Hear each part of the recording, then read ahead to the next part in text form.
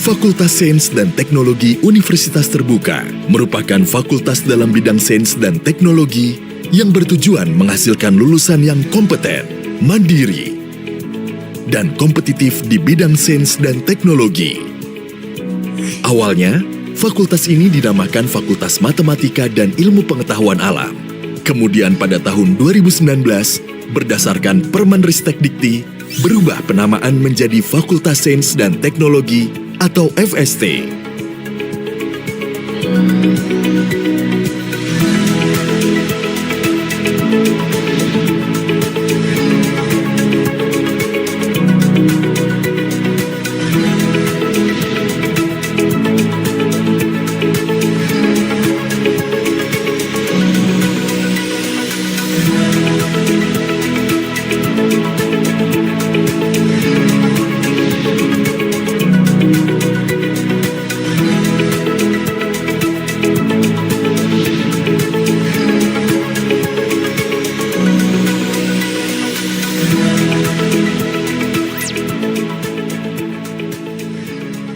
Selamat datang di Fakultas Sains dan Teknologi Universitas Terbuka. Universitas Terbuka atau disebut UT menyelenggarakan proses pembelajaran secara jarak jauh dengan menggunakan berbagai media teknologi informasi dan komunikasi. UT sebagai institusi pendidikan tinggi berkomitmen dalam menyediakan akses pendidikan yang fleksibel, terjangkau, berkualitas, dan berdaya saing luas tanpa batas bagi seluruh masyarakat Indonesia. UT akan terus berupaya untuk meningkatkan mutu dan daya saing di kancah nasional maupun global. Fakultas Sains dan Teknologi atau disebut FST merupakan salah satu fakultas di UT yang dapat dipilih sebagai jembatan untuk mencapai karir tertinggi, profesional, dan pribadi yang berkarakter, sehingga dapat berkontribusi terhadap kemajuan bangsa Indonesia. Perkembangan mahasiswa FST yang meningkat dari tahun ke tahun menunjukkan kualitas dan kepercayaan masyarakat terhadap FST UT yang tumbuh positif. FST menawarkan 8 program studi jenjang sarjana di bidang sains dan teknologi yang meliputi program studi S1 Biologi. Program studi S1 Biologi mempersiapkan lulusan dengan penguasaan mendalam terhadap prinsip-prinsip biologi untuk mengoptimalkan potensi keanekaragaman sumber daya hayati Indonesia dengan menghargai kearifan lokal dengan didukung literasi digital, kemandirian, dan etika profesional yang kuat. Program studi S1 Matematika. Program studi S1 Matematika menghasilkan pembelajar mandiri yang dapat menerapkan konsep dan prinsip matematika dalam menyelesaikan berbagai masalah matematika dan terapannya. Lulusan program studi S1 Matematika FST UT banyak berkiprah sebagai praktisi di bidang pemerintahan, industri, dan organisasi kemasyarakatan, asisten peneliti maupun akademisi. Program studi S1 Statistika. Program studi S1 Statistika dirancang untuk menghasilkan lulusan yang memiliki kompetensi akademik di bidang statistika dan penerapannya, serta mampu berpikir kritis, analitis, dan sistematis, sehingga dapat berkiprah di sektor industri, pemerintahan, maupun penelitian. Program studi S1 Perencanaan Wilayah dan Kota. Program studi S1 Perencanaan Wilayah dan Kota atau PWK memberikan pengetahuan dan keterampilan dalam menyelesaikan berbagai permasalahan sosial, ekonomi, lingkungan, dan infrastruktur dalam suatu kota dan wilayah. Program studi PWK UT membersamai mahasiswa belajar untuk dapat menjadi seorang perencana yang handal, yang siap bekerja di berbagai bidang termasuk pemerintahan, perusahaan, maupun penelitian. Program studi S1 Sistem Informasi. Program studi S1 Sistem Informasi dirancang untuk menghasilkan lulusan yang memiliki pola berpikir analitik dan sistematik di bidang sistem informasi yang dapat diterapkan untuk memberikan solusi terhadap berbagai masalah dalam masyarakat. Program studi S1 Agribisnis. Program studi S1 Agribisnis menghasilkan lulusan yang berdaya saing unggul yang berwawasan pengembangan masyarakat di bidang agribisnis. Program studi agribisnis mencetak lulusan yang memiliki kompetensi sebagai wirausaha, manajer, dan pengembang masyarakat agribisnis. Program studi S1 Teknologi Pangan. Program studi S1 Teknologi Pangan menghasilkan lulusan yang kompeten di bidang industri pangan berbasis sumber daya lokal dan memiliki wawasan kewirausahaan. Lulusan prodi teknologi pangan dapat berkiprah sebagai manajer, wirausaha, regulatori, praktisi di bidang QA, QC, PPIC, R&D, dan bidang lainnya di industri pangan. Program studi S1 Sains Data.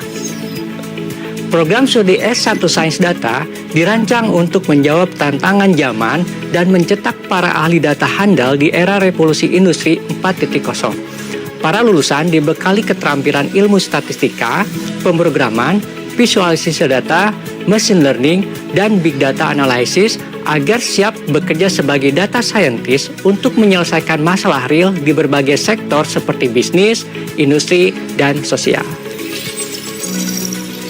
Desain kurikulum yang dinamis pada setiap program studi selalu di-upgrade dengan menyesuaikan perkembangan iptek dan dinamika pasar sehingga dapat memenuhi kebutuhan tenaga kerja profesional di Indonesia. Fakultas Sains dan Teknologi Universitas Terbuka atau FST UT memberikan berbagai layanan akademik yang mendukung kesuksesan belajar jarak jauh, meliputi layanan SSO MyUT, Virtual Reality, Lab Praktikum, Perpustakaan Digital. Mahasiswa dapat mengasah keilmuan dalam bidang sains dan teknologi melalui berbagai kegiatan, antara lain visiting lecturer, webinar nasional, seminar nasional Saintek, seminar internasional. Selain layanan akademik, Fakultas Sains dan Teknologi UT juga mendukung kegiatan kemahasiswa untuk mengasah soft skill dan hard skill mahasiswa melalui program kreativitas mahasiswa, program pembinaan mahasiswa wirausaha, program Merdeka Belajar Kampus Merdeka, Olimpiade, Dispor Seni, Inkubator Virtual Sains dan Teknologi, Prestasi Mahasiswa. Dalam mewujudkan pendidikan jarak jauh yang berkelas dunia, FST UT telah menjalin kerjasama dengan dunia kerja, serta universitas ternama di dalam dan luar negeri. Kerjasama dilakukan dalam bentuk pengajaran, penelitian, dan pengabdian bersama, serta magang mahasiswa. Belajar di UT memberi saya fleksibilitas untuk kuliah sambil bekerja, sekaligus melatih disiplin dan pola pikir kritis. Yang paling penting, UT mengajarkan keterbatasan, bukan halangan untuk bermimpi besar. Buat kamu yang sedang kuliah di UT, percaya diri, terus belajar, dan jangan takut melangkah lebih jauh. Berkuliah di Fakultas Sains dan Teknologi Universitas Terbuka merupakan pengalaman yang berharga bagi saya. Sistem belajar yang fleksibel memungkinkan saya untuk mengatur jadwal kuliah saya kapanpun, dimanapun sesuai dengan kebutuhan. FST UT bukan sekedar tempat kuliah, tapi tempat membangun masa depan. Sekali lagi, selamat bergabung di FST UT untuk masa depan yang lebih cerah.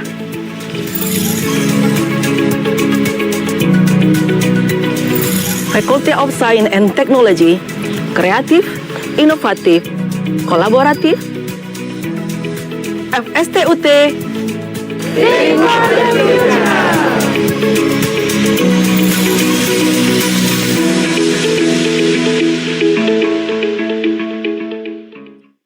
Ladies and gentlemen, may I have your attention, please? The International Visiting Professor 2026 will commence shortly. Please kindly take an exit and put your phone into silent mode.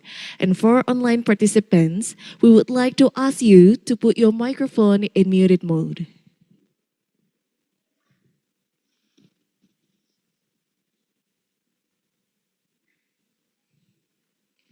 Assalamualaikum warahmatullahi wabarakatuh. Om Swastiastu, Namo Buddhaya, Salam Kebajikan, Rahayu. Monday, 8th of June 2026, live from the Auditorium of Faculty of Science and Technology of Universitas Terbuka, I would like to say good morning and very warm welcome to the International Visiting Professor 2026 with the theme of Established Techniques for Shelf Life Estimation of Food Products. Let's give a round of applause for this event. So this visiting professor is an event that proudly presented to you by the Faculty of Science and Technology and Institute for Research and Community Services of Universitas Terbuka. And first of all, allow me to extend our warmest greetings to the honorable speaker of today's event, Professor Panuwat Suppakul, Ph.D. from Faculty of Agro-Industry, Kasetsart University, Bangkok. And also we would like to welcome our honorable guest today, the Dean and all of the executive boards of the Faculty of Science and Technology of Universitas Terbuka, head and also all of the executive boards of the Institute for Research and Community Services at Universitas Terbuka, our moderator for today's event, Mrs. Hikmah Zikriani, MSE, and also all of the guests and participants of the International Visiting Professor 2026. And first of all, allow me to introduce my own self. So my name is Safira. It is such an honor to be the master of ceremony of this event. So, ladies and gentlemen, to begin our beautiful occasion today, let us rise for the national anthem of Indonesia, followed by the hymn of Universitas Terbuka. To all participants, please stand up.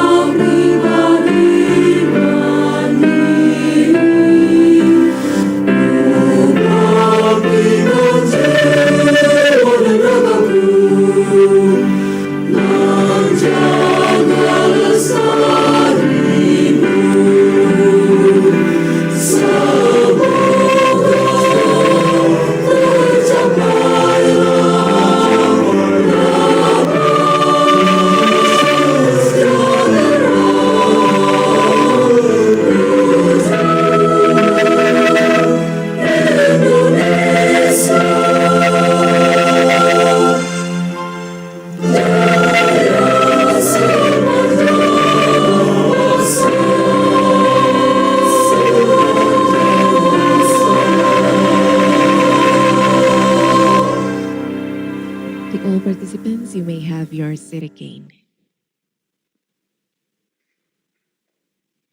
Ladies and gentlemen, as we gather here today, let us begin our honorable event by praying, seeking blessings for the activities that we will embark upon today.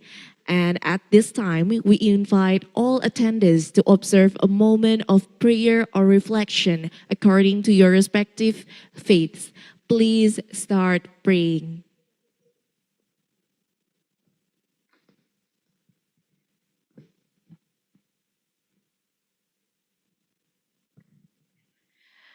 Amin ya Rabbal Alamin. May God give His blessings to our activity for today. So ladies and gentlemen, let us hear a welcoming speeches session that will be delivered by the Dean of Faculty of Science and Technology and also the Head of Institute for Research and Community Service of Universitas Terbuka. And for the first welcoming speech will be delivered by the Dean of Faculty of Science and Technology of Universitas Terbuka. Please welcome Dr. Subekti Nurmawati, MSI.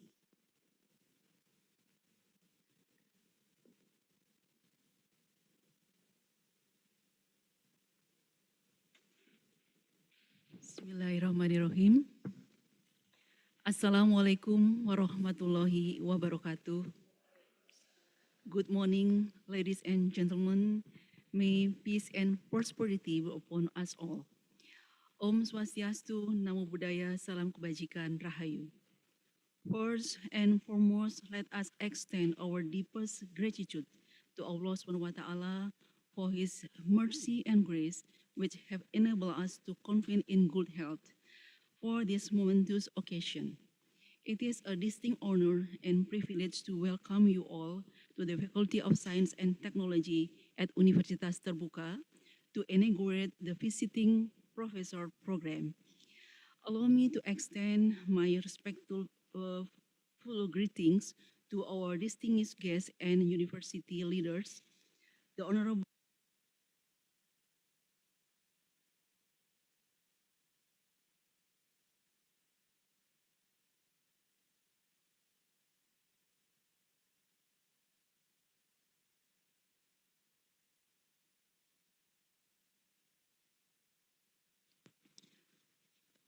Dr. Sita Ali Farihati as Vice Dean for Academic Affairs, Dr. Pepi Rospina Pertiwi, Vice Dean for Student Affairs, Learning Services and Collaboration, the respected Professor Endang Warsiki actually,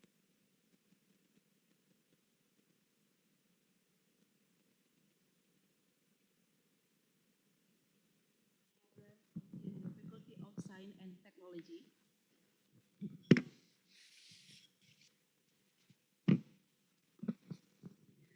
our distinguished moderator, Ms. Hikmah Zikriani, MSI, Lecturer of Biology Study Program, and to all dedicated FST lecturer and students joining us both in person in the auditorium and virtually.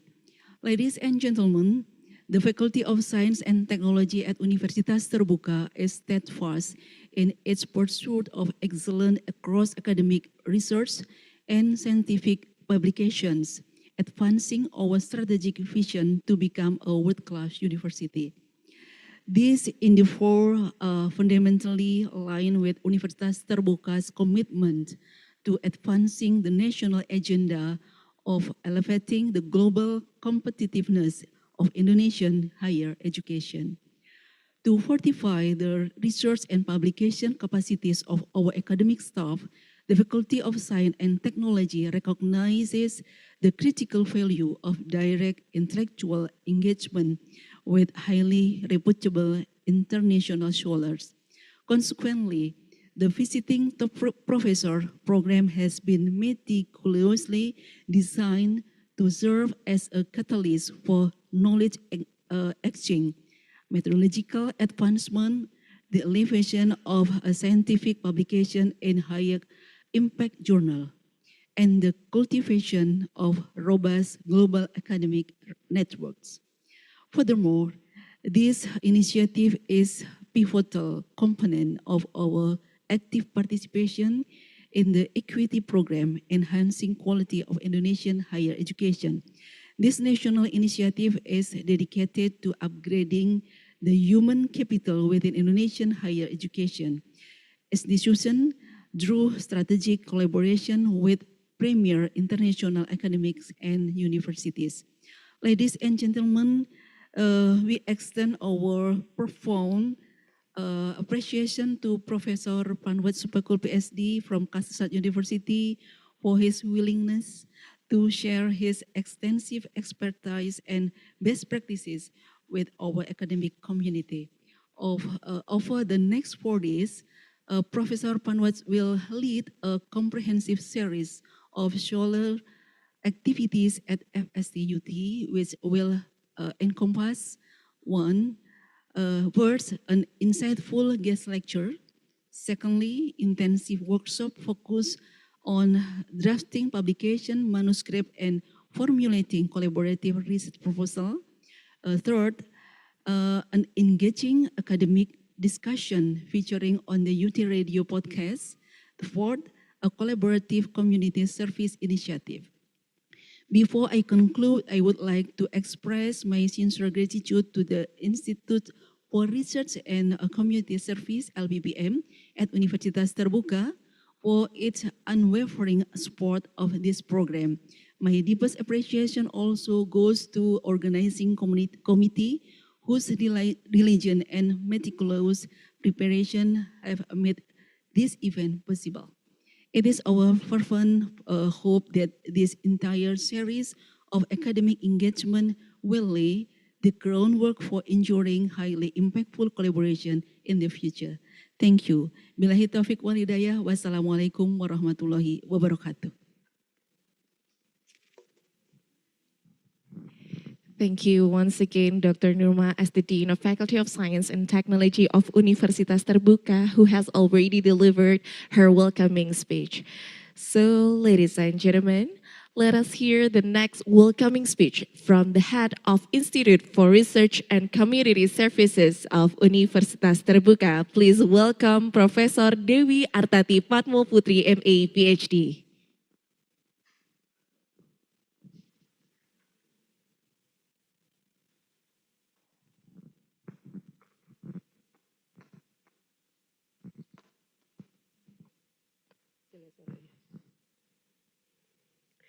Assalamualaikum warahmatullahi wabarakatuh.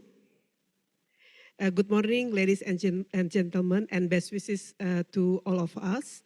Om Swastiastu, Namo Buddhaya, Salam Kebajikan, Rahayu. It is a privilege that we can join today's meeting with the program Visiting Top Professor in Faculty of Science and Technology, Universitas Terbuka. I would like to welcome to Professor Panuwat Suppakul, Ph.D., that has a nickname Tom. So maybe you, after this, you can call him Tom because it's easier for us to pronounce Tom rather than Panuwat Suppakul. So you will allow us to call you Tom after this. And also the esteemed Dr. Subakti Nurmawati, MSE, as a Dean of Faculty of Science Technology Universitas Terbuka, and also for all 5 deans within the Faculty of Science and Technology, the respected Professor Endang Warsiki that he's on his way here to Universitas Terbuka, and also my beloved friends, the head of study programs within Faculty of Science and Technology, and also all of the faculty FST lecturer and student who joining us online, on-site, and also online. Ladies and gentlemen, as a legal university that provides open and distance learning education nationally and globally, Universitas Terbuka continuously strive to improve the quality of its academic, research, and scientific publication as part of its strategy to become a world-class university. These quality improvement efforts are as an integral a part of Universitas Terbuka commitment to support the national policy in strengthening the competitive of higher education institution globally. In the context of strengthening the research and publication capacity of lecture, it is very important for Universitas Terbuka to consider direct interaction with reputable international academics. The visiting top professor program is designed as a vehicle for knowledge transfer, strengthening research methodology, enhancing the quality of reputable scientific publication, and developing international academic networks. This program is supported by the equity program from our government. So the equity is abbreviation of the enhancing quality of Indonesian higher education programs. And this program is aimed to improve the quality of human resources in Indonesia higher education, and Universitas Terbuka got the programs, so it is very helpful for us to have the kind of program.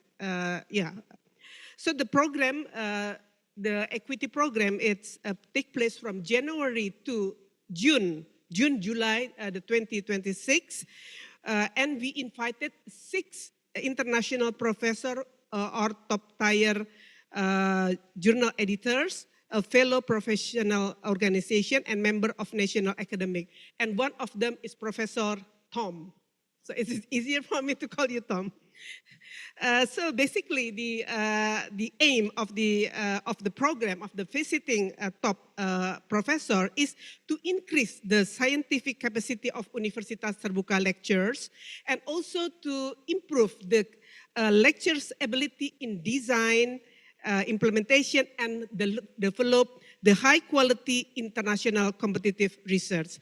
I already spoke to Professor Tom that it will be very valuable if Universitas Terbuka, especially Faculty of Science and Technology, can collaborate with the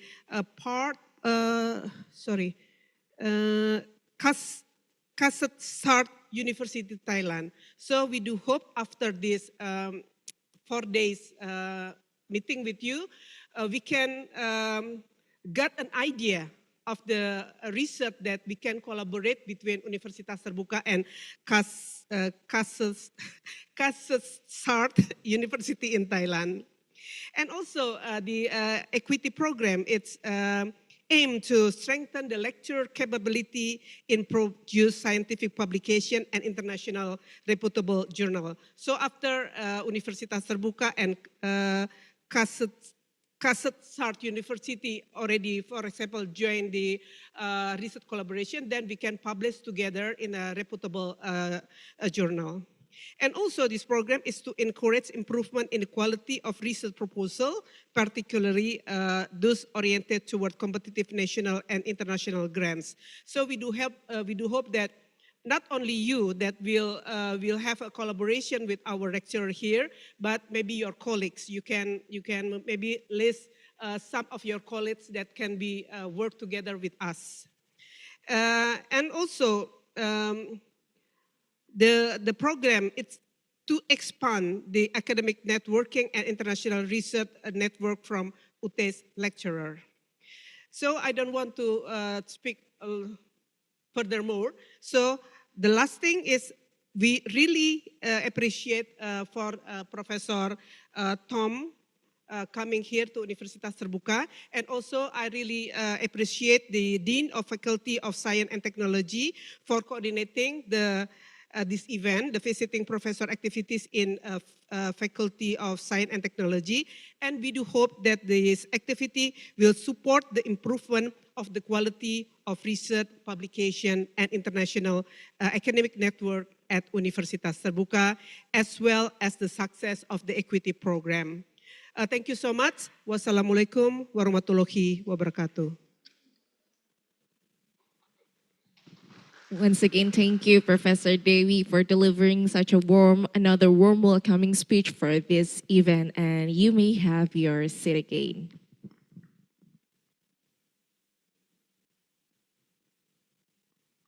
So, ladies and gentlemen, before moving on to the main agenda of this event, I would like to inform you that all of the participants of this event will get certificate of participation by filling the attendance form that will be shared by the committee at the end of this event. And also, we kindly remind to all attendees that joining us virtually to open your camera and keep your microphone in muted mode during the presentation. And if you have any questions, please submit them through the Zoom chat box by writing your clear name and institution or UT daerah. And for all participants who wants to ask directly, you can click the raise hand button and the committee will guide you to ask directly to our speaker today. So, ladies and gentlemen, to guide us through this insightful session with the theme of established techniques for shelf life estimation of food products, we are privileged to be joined by a distinguished moderator. Our moderator today is someone who serves as a lecturer at the Faculty of Science and Technology of Universitas Terbuka, specifically in Biology Study Program. So, ladies and gentlemen, please give warm of applause as we invite Ms. Hikmah Zikriani, MSE, to the stage.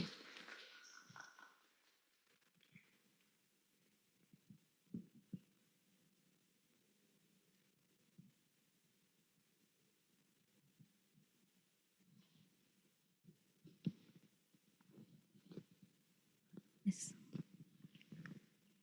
Thank you, Ms. Safira, for introducing me. So everyone, with sincere respect, I would like to extend my gratitude to everyone present in here. Of course, our honorable speaker for today's lecture, Professor Panuwat Suppakul from Faculty of Agro-Industry, Kasetsart University, Bangkok. Okay, he's already sat among us. The Dean of Faculty of Science and Technology Universitas Terbuka, Dr. Subekti Nurmawati, Master of Science, Vice Deans of FST UT, Dr. Sita Alif Farihati, Master of Science, Dr. Pepi Rospina Pertiwi, Master of Science, the Head of Institute for Research and Community Service at Universitas Terbuka, Professor Dr. Dewi Artai Patmo, Ph.D., and the heads of study programs of FST UT, and of course to all participants, lecturers, colleagues, staff, and students of FST UT who's already be with us both in here in the auditorium room and of course in online. Assalamualaikum warahmatullahi wabarakatuh. I think I can be hearing more because it's still on Monday, everyone. So I'm expecting more energy from all of you to be in here. Okay, so why do we have to do like this? To make sure that everyone energized. Okay, so I'm going to have leading you for the FST cheer. So it's actually the things that we got during the capacity building. But the difference is right now we're going to use in English. Okay, so on my lead, I will going to give an example. So when I ask who are we, your answers is going to be FST. And then how many are we? The answers will be 1. So it's for all of us, okay, including everyone's in here. In the Zoom, you can also turn on your speaker. And the last one, when I said FST, you can respond with can do it, will do it. Okay, it's really easy, right? Okay. So, can I start? Okay, so who are we? Okay, sounds great. And then how many are we? Okay, and then the last, FST. Okay, thank you so much. And give applause for all of us. Okay, shall I re-greet all of you? Assalamualaikum warahmatullahi wabarakatuh. Okay, that's actually the voice that I am expecting from all of you. Good morning, ladies and gentlemen. Okay, so I know I've been introduced by the MC, but allow me to introduce myself. So my name is Hikmah Zikriani. I am from Biology Study Program, Faculty of Science and Technology, Universitas Terbuka. So it's such an honor for me to be in here as the discussion facilitator for the today's visiting lecturer, Professor Dr. Panuwat Suppakul from Faculty of Agro-Industry, Kasetsart University, Bangkok, Thailand. So I think without further ado, I will welcome to our speaker, so Professor Dr. Panuwat Suppakul, Ph.D. Please come to the stage, Professor. You may sit in here first. Okay, thank you so much. Okay, Professor, thank you so much for joining us today. Okay.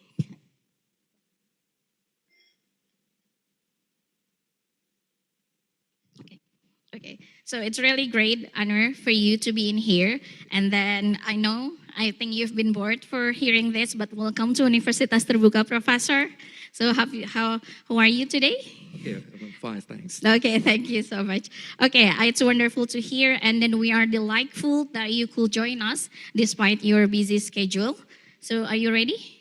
Oh, okay. So I think I would like to briefly introduce your academic background first, and then also achievement to all audience in here before inviting you to deliver your presentation. So everyone, Professor Dr. Suppakul obtained his PhD in packaging food technology from Victoria University, Australia, and has been serving at Kasetsart University since 1997. His areas of expertise including food packaging, active and intelligent packaging, smart packaging, polymeric packaging materials, edible and films, as well as the shelf life studies of food products.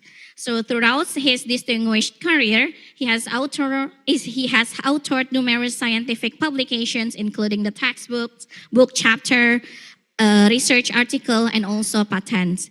He also served as a visiting professor at several universities institutions, including at Universitas Terbuka. Okay, and has contributed extensively as the scientific committee member, reviewer, and research evaluator for international organizations. So without further ado, I will come to invite you to deliver your presentation to Professor Dr. Panuwat Suppakul, PhD. Okay, the floor is yours, Professor.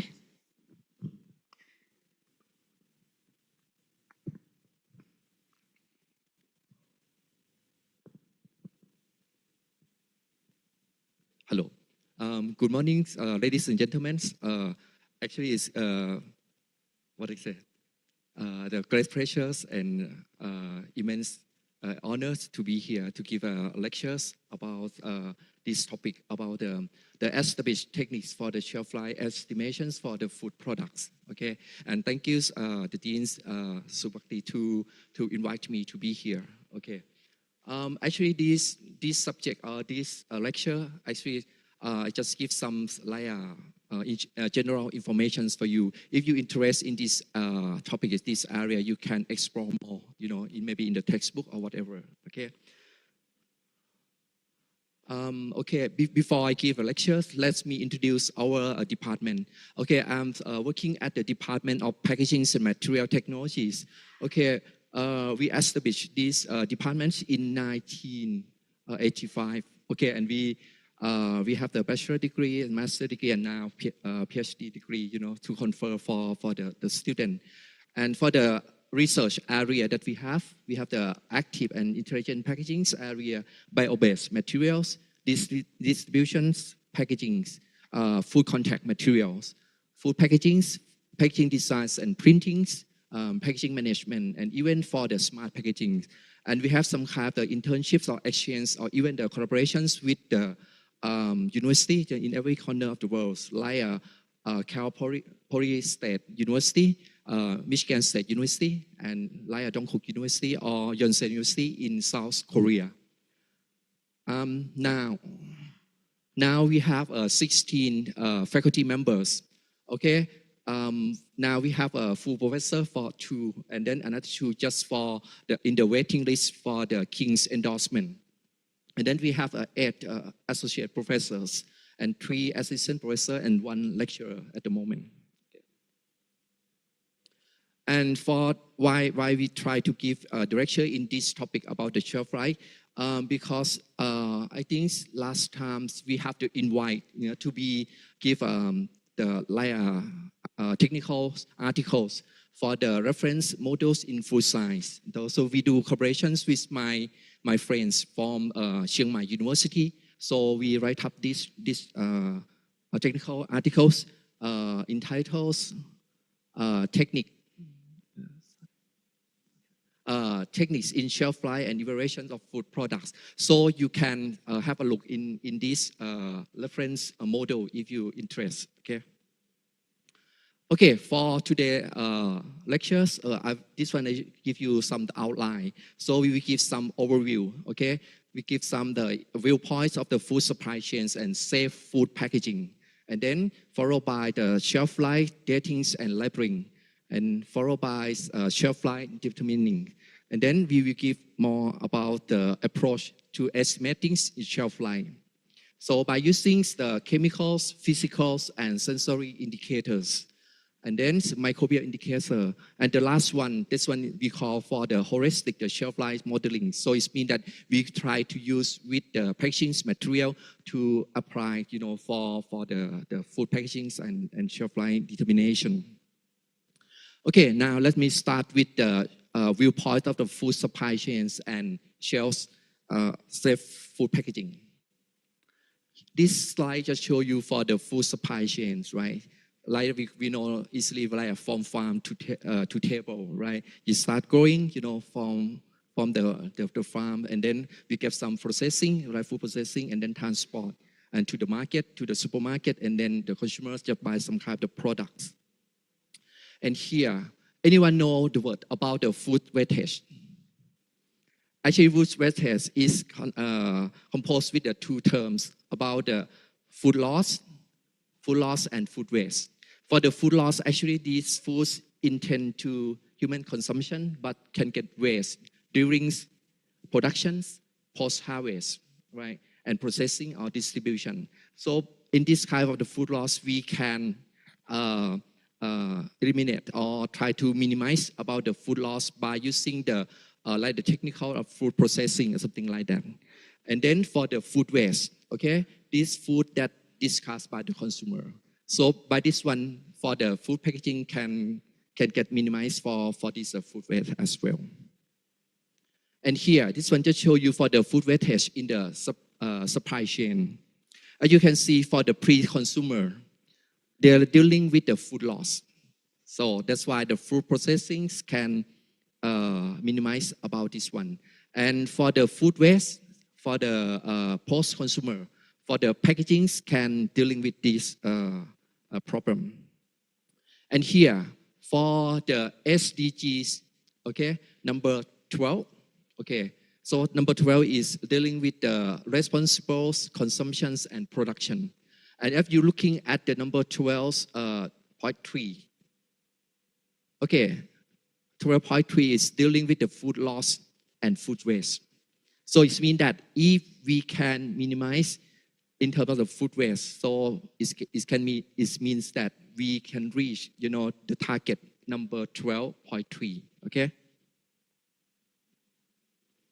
And here, this one just show you for the scale of the problem, dealing with the food wastage. You see for the household and food service, okay, we come up with, we come up with the 19% of the food for the consumer to go to waste, right? And then around 1 billion tons, on the retails and food service and the household.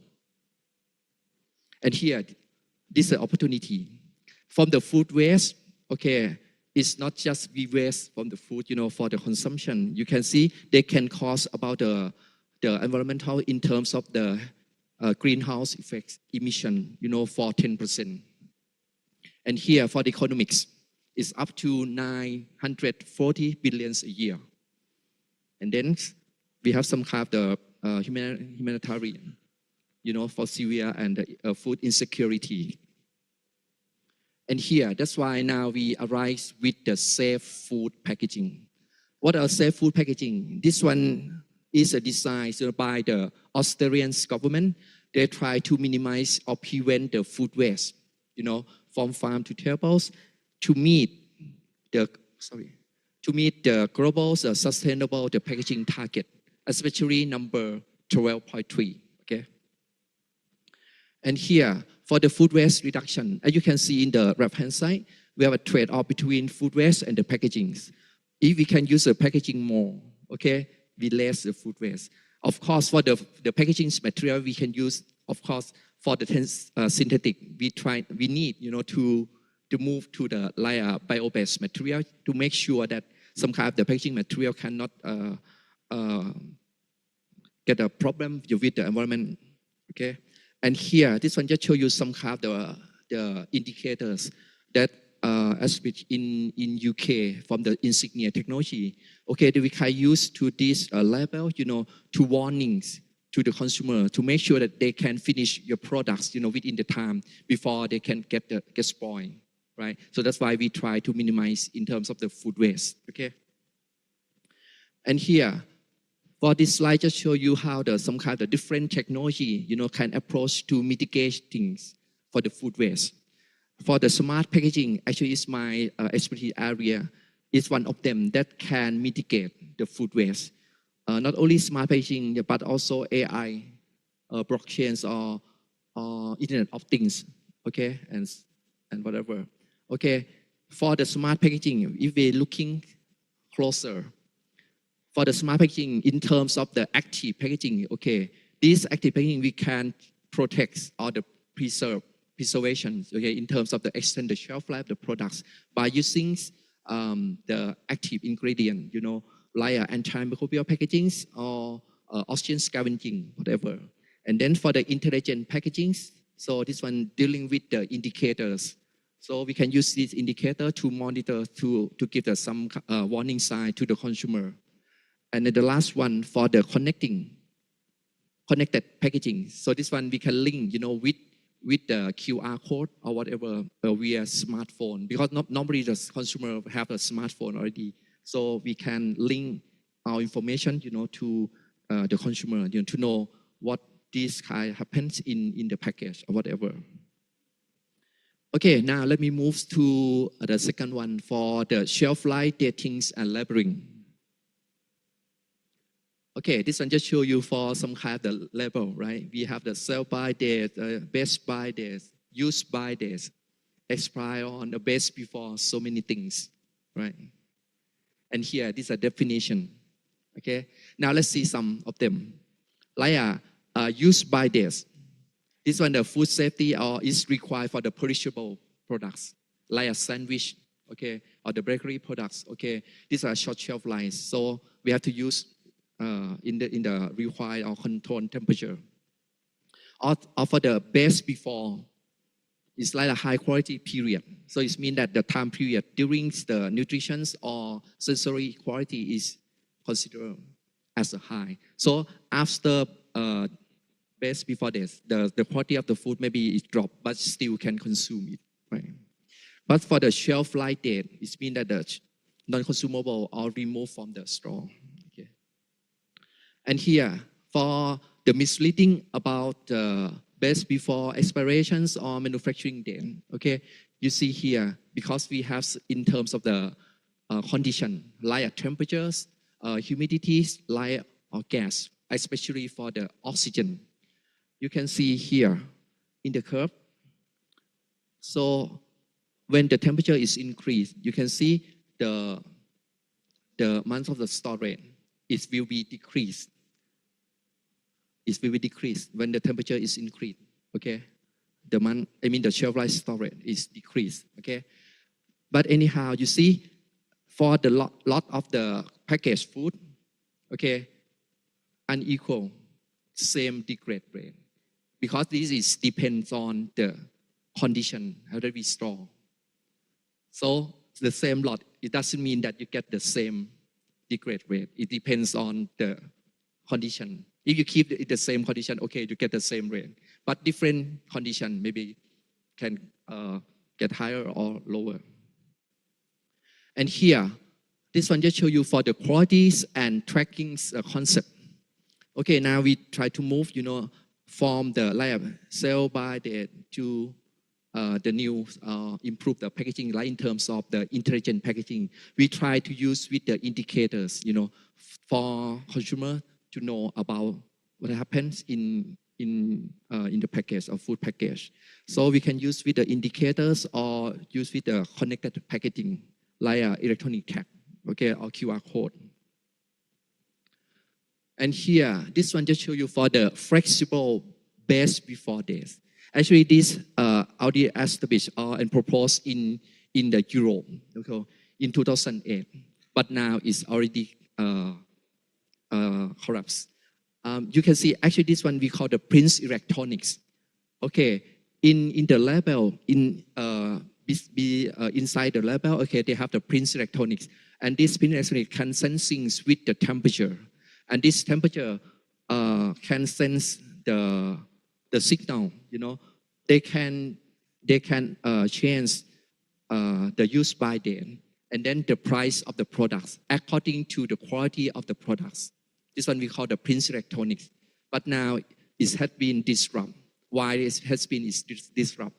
Because now everyone have the mobile phone, right? They have a mobile phone. So now we have some kind of application. Now in Europe or in Australia or in US, okay, they have some kind of indicators. And this indicator can link with the smart application. So everyone can use the mobile phone, to check the quality, and they can know that this one can still consume or not. So that's why this one has been disrupted already. Here, this one just show you for the evolutions of the shelf life dating. Okay, now we start with the print dates code, like the barcode, right? And now we have some kind of the intelligent packaging, like indicator. And here for the electronics label, now this one has been disrupted and changed to the QR code, or can use the application to check it, okay? Okay, now how we differentiate between the edibles and spoiled food. Okay, normally we can use with the naked eye decision. So we can make decision by looking at the appearance, right? Like for the fresh food or fresh produce, or even for the packaged food. We can use the label reading, right? From the conventional label, right? We can check it, right? And then we have some kind of the smart colorimetric label. When the color changing, so we can know that this one can still consume, or we have to destroy, discard. And then the last one, we have the smart connected label.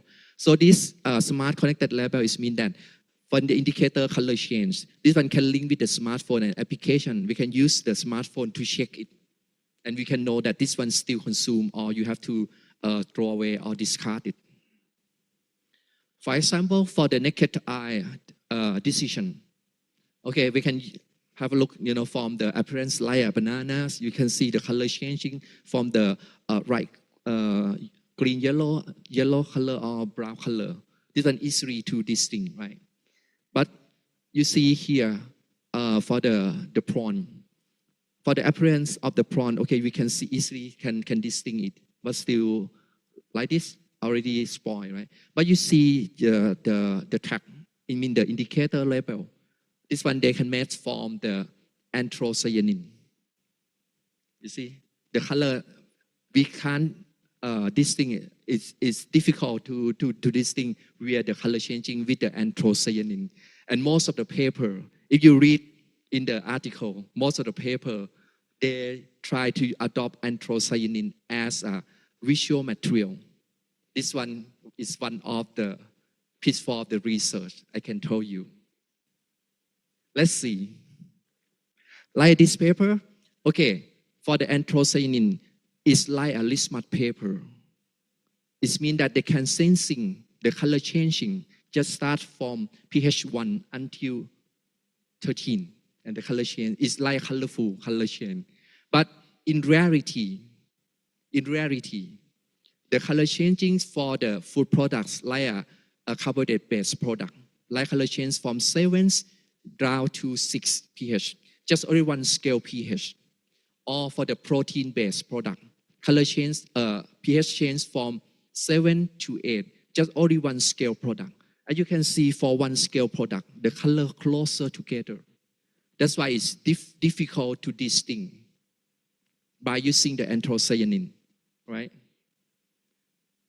Okay, I will show you later. And this one just show you for the conventional label, okay? We can get the use by date, best before date, or whatever, right? And here, for the smart label, like here, TTI, time temperature indicator, you can see the color changing, from the yellow color to the orange, to the pink color, right? And then this one can convert, to the expiration percentage. Like in the yellow color, this one expiration date is 0%. It means that 100% shelf life. But if color change to the fully pink, it means that the shelf life is already gone. So it's been expired. You have to throw away, right? And even this one, some kind of the indicators have been used in UK by the insignia technology. Actually, this one they apply with the food products that prepare or packaged by the modified atmosphere packaging. This means that inside the package they have to mix with the mixture gas like carbon dioxide and nitrogen. Okay, and this indicator can sensing with the carbon dioxide. So when we open the pack, what happened? In the atmosphere, in the air, the carbon dioxide percentage is lower than 1%. And inside they have high concentrate of carbon dioxide. So when the carbon dioxide reach out by opening it, right? Because we call the time-dependent desorptions of the carbon dioxide. So when the carbon dioxide is decreased, that's why the color sensor will change the color, from the yellow color to the brown color and to the purple color. So it means that when the consumer buy this product, when you open it, right, if the color changes to the brown color the second day, it means that you have to finish quicker. If the color changes to the purple, it means you have to throw away. This one just for us to warning us that you have to finish within time. Otherwise, you can get the food waste. Okay. And here, this one just one of my research. Okay. So we try to do with the carbohydrate-based product like we call golden drop. This one is sweet one. As you see you see the color, and you can distinguish with the appearance. You can distinguish between the fresh one and the get spoiled one, because the appearance look the same, look similar. So inside, okay, the bacteria already produce some metabolite like carbon dioxide. So when we check with the indicator, when you check this color sensing with the carbon dioxide concentration in the pack, as you can see, the color will change from the green color, orange color, and the red color. This one just only one pH scale compared with the anthocyanin that I told you before.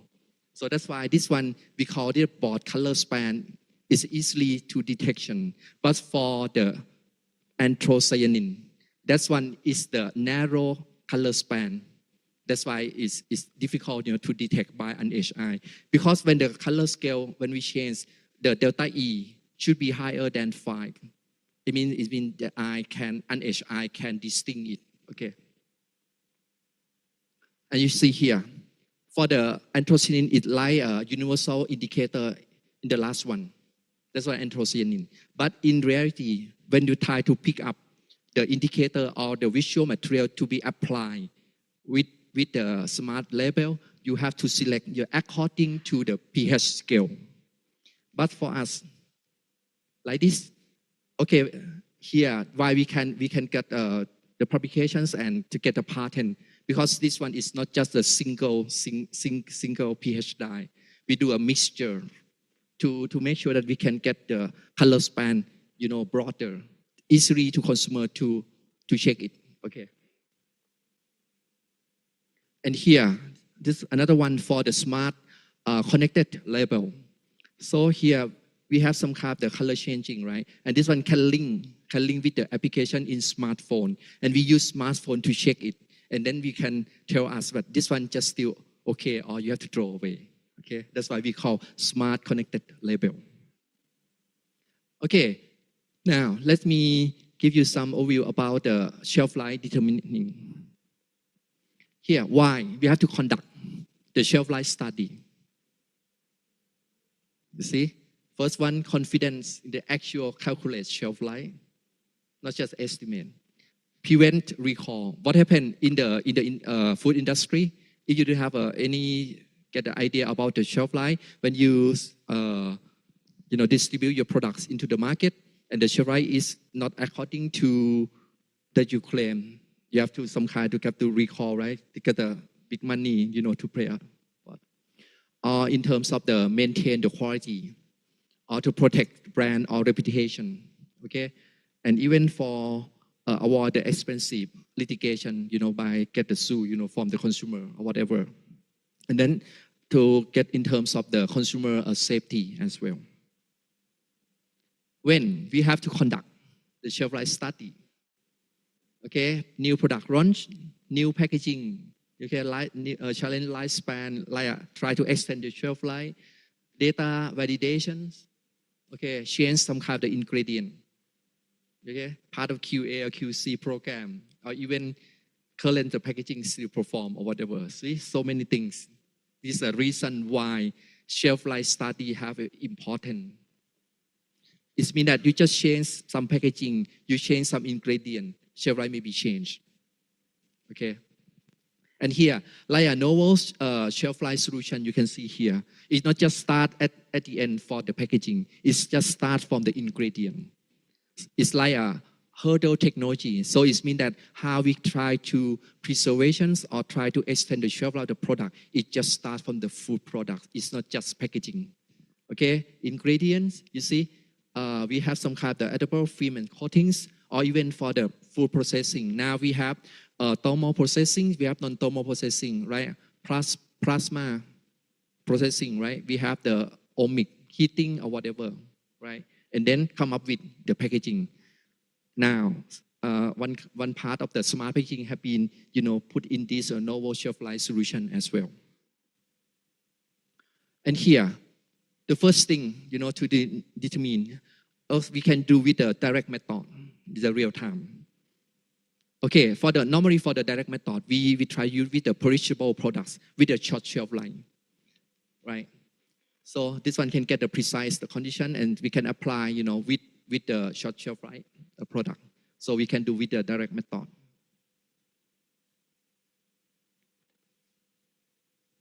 Okay. Now, the second one, this one for indirect method. Normally, for the indirect method, we try to apply with the shelf-stable products. Because for the shelf-stable product, okay, we can keep the product, according to the ambient condition, maybe for 1 year or 1.5 years or 2 years. It depends on the condition of the packaging materials. For example, this type of product here, oops. Okay. This one is a very well-known product, the Thai cuisine we call Tom Yam Kung.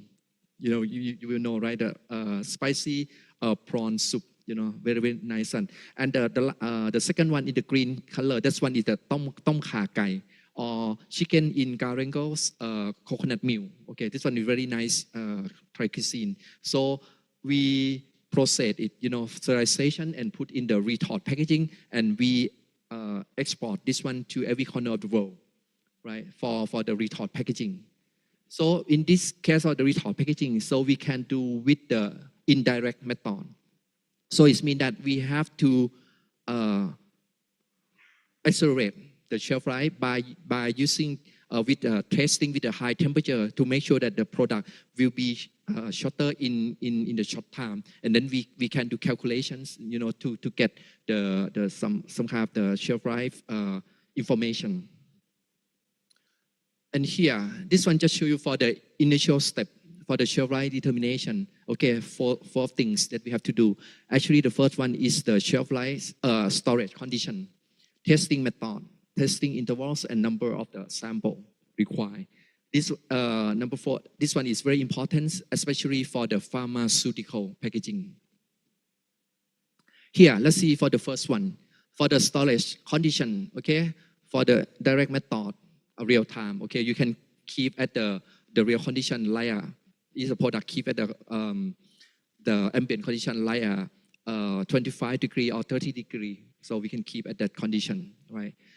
Okay, for the worst case scenario. But for the indirect method, we can use with the accelerate. So it means that we have to accelerate, maybe 10 degrees Celsius different, because we know that for the reaction kinetics, reaction rate, every single 10 degrees Celsius, it can expedite the reactions 2 or 3 times. So it means that the shelf will be shorter, quicker. So that's why, and then we do calculate to get the number of the shelf life. And here, for the test method and duration, for the direct, okay, we can do just a pass expect shelf life. It means that when we check it, that's why for the direct method, we have to, normally we try to apply with the fresh food, because even the short time they can maybe spoil just in 2 or 3 days or a week. That's why it's quicker to use with the direct method. But for the indirect method, normally the shelf life 1 year, 1.5 years, or 2 years, right? If we have to keep the products for 1 year, 2.5 years, spend up a lot of money, right? That's why we try to expedite by just make sure that the expect shelf life within one fold. It means that for 1 year, shelf life 1 year, okay, 12 months, okay, make sure this product have to do the testing within 3 months. So for the 3 months, okay, we got the save money, for the testing or whatever, okay. You see, for the real time, if you use with the longer shelf life, you see high cost. That's why we have to use with the fresh food or fresh produce. It's much better. But for here, for the accelerate, okay, for the shelf stable, we can use with this one. That's why low cost, because test just only 3 months or 4 months. That's it. And here for the testing interval, okay, for the real time, so you get maybe 8 or 10 data points, within 3 to 5 days, okay, to get some information, okay. And indirect, okay, we can keep maybe a week, or 2 weeks, for time interval to make sure that we got some information to get, to the trend, to check in terms of the kinetics or whatever. And here, that I told you before about the sample required. Anyone know about the SAL? SAL stands for sterile assurance level. You see, for the drugs like injection medicine, okay, that we inject into the in the blood vessel. Okay, this one SAL should be 10⁻⁶. What's the meaning of 10⁻⁶? So it means that it's allowed to get only one microorganism within 1 million. So that's why the sample you need to test it actually is a 1 million sample. No wonder why the injection medicine is very expensive for us, because they have to spend a lot of money, for testing. It's not like a food products, but for the food products, maybe 100,000 is enough, right? So that's why SAI is very important as in terms of the pharmaceutical packaging, okay? And here, how to determine the shelf life of the food products. Okay, actually for the identify, we have the intrinsic factors and extrinsic. Normally intrinsic, you see, raw material, ingredient, production, products, formulations, water activity, pH. This one may be dealing with the food science people or food product development, for the intrinsic, right? And then for the extrinsic factor, you see processing, packaging, storage. Maybe this one can dealing with the food processing people and the packaging people, to do so. And for the suitable testing method, okay, we have sensory evaluation to check it. We have the microbial analysis. We have chemical analysis. We can carry out these things, to determine the shelf life. So that's why if you're interested about this area, you have to have a look, in the textbook for sensory evaluation, microbial analysis, or even chemicals analysis, okay? And here, let me give you some example about the microbial spoilage levels versus chemical spoilage index. Let's see. You see in the black line, actually this one is a microbial load. Okay, and then for the dashed line, the red dashed line is the spoilage specific organism, the SSO. For example, for the protein base, like a seafood, okay, they can use the Pseudomonas as a spoilage specific organism. This means that normally the number should be lower than the microbial load, right? When we check it, like in this case, we use the MSL, the microbial spoilage level at the 4, it tends 4, right, for the cutoff. But you can see here, for the chemicals, CSI, chemical spoilage index, okay, this one they set up at 200 ppm. You see, if we use the chemical index, to cut off, what happened? This kind of product, maybe we can get shelf life longer, maybe more than 8 days.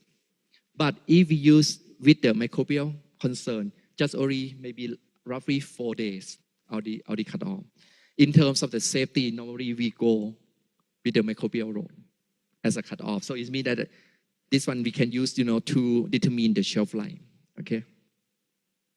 And here, combine factors.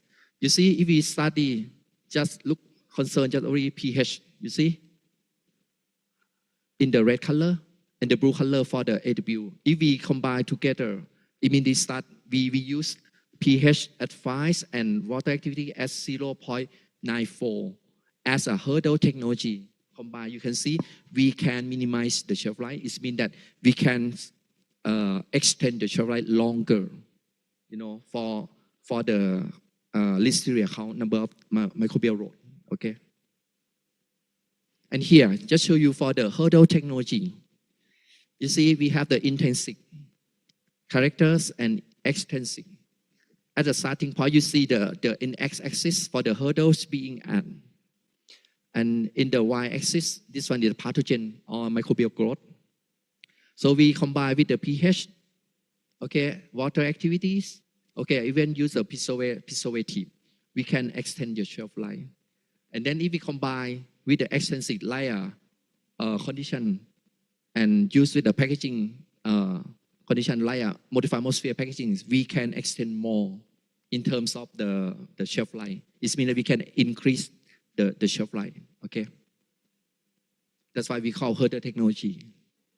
And here, this one just show you some case study in US.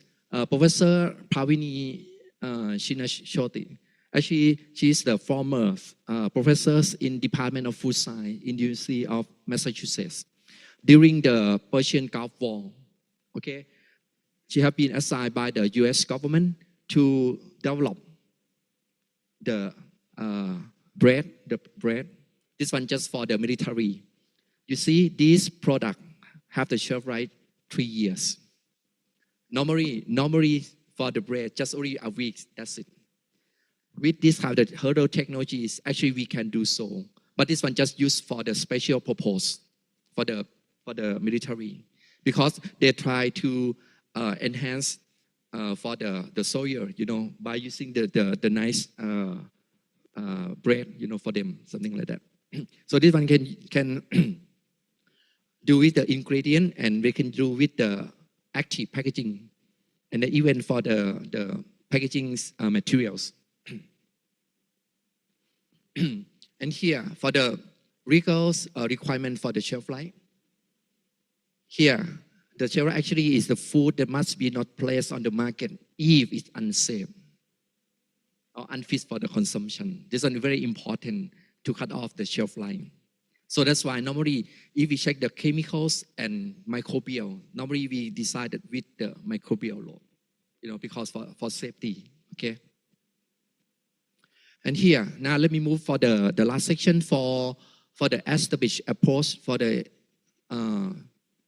estimating the shelf life. Now let's see for the definition of the shelf life. You see, after the food production, okay, we can get some aging, for distribution or whatever. And then we have the time, okay, for the food is acceptable for consumption. At that time, we call shelf life. Food is no longer acceptable, this is storage time. That's why we have to cut off the shelf life, as we accept it by the consumer. And here, in terms of the food decay, food quality decays versus storage time, so we can define as the primary shelf life and the secondary shelf life. How to this term different? Let's see. For the primary shelf life, like a fresh food, okay, like a bakeries or sandwich or whatever. Normally, when you open the pack, okay, that's when we can get the acceptability limit. It means that when you open it, the quality is decreased, right? Quality is decreased. That's why we can term the shelf life for the primary shelf life. And here in the right-hand side, for the secondary shelf life, what is this? So this one we can apply with the shelf-stable products. For example, tomato ketchup. So tomato ketchup, we call the shelf-stable. If you not open it, you can keep it, in the ambient condition, maybe for 1 year or 1.5 years. This one is the primary shelf life. So when consumer buy this tomato ketchup to the market, right, and you open it, after you open it, you see pack opening. When you open it, the shelf life is decreased to get the secondary shelf life. So it means that for the shelf-stable product, they have two terms. For primary, before we open. After you open, you get the secondary shelf life. And this secondary shelf life is shorter. Okay? See, sometimes we have the ketchup, right, in the restaurant. What you see the color? Is the red color or the brown color? If the brown color, it means that shelf life already gone. But we still consume, right? Okay, this one just show you for the examples for the primary and secondary shelf life value. So this one we can find from the literature, for the shelf-stable product. You see, for the shelf-stable products, I show you, like a cracker, if you keep, in the pantry store, it's 8 months. After open, just only 1 month. You have to finish, right? And this one at the ambient, right? If you keep at the refrigeration, like maybe extend from 1 month to 3 to 4 months. Okay, so it means that it depends on the condition. Remember, I told you the same a lot, not equal to the same quality. It depends on the condition that you keep it, right? And here, this one just show for the several established approach. So we can check, from the literature study, from the literature, just even we can get the some idea, how the shelf life is, from the published literature. And the second one is the turnover time. Some products, you can see from the convenience store, like a 7-Eleven or whatever. Okay, actually the shelf life, okay, they set up for 3 months or 6 months. Sometimes consumer buy from the supermarket, from the convenience store, maybe just in 1 week or 1 month. Already that's it, already gone, right? So it means that sometimes company use with the high over packaging, for that one. That's why if we know about the turnover time, maybe we can reconsider to pick up or to select the suitable packaging material, to minimize the cost, to lower the cost, to make sure that this one can keep product qualities, within the time that we're looking for. And here we can use the endpoint study. This one we can test by laboratory, by looking for the qualities like chemicals qualities, sensory qualities, and microbial quality. And then for the accelerate, so it means that we apply with the shelf-stable products. So we can accelerate with the temperature, maybe 10 degrees Celsius, at the known factors.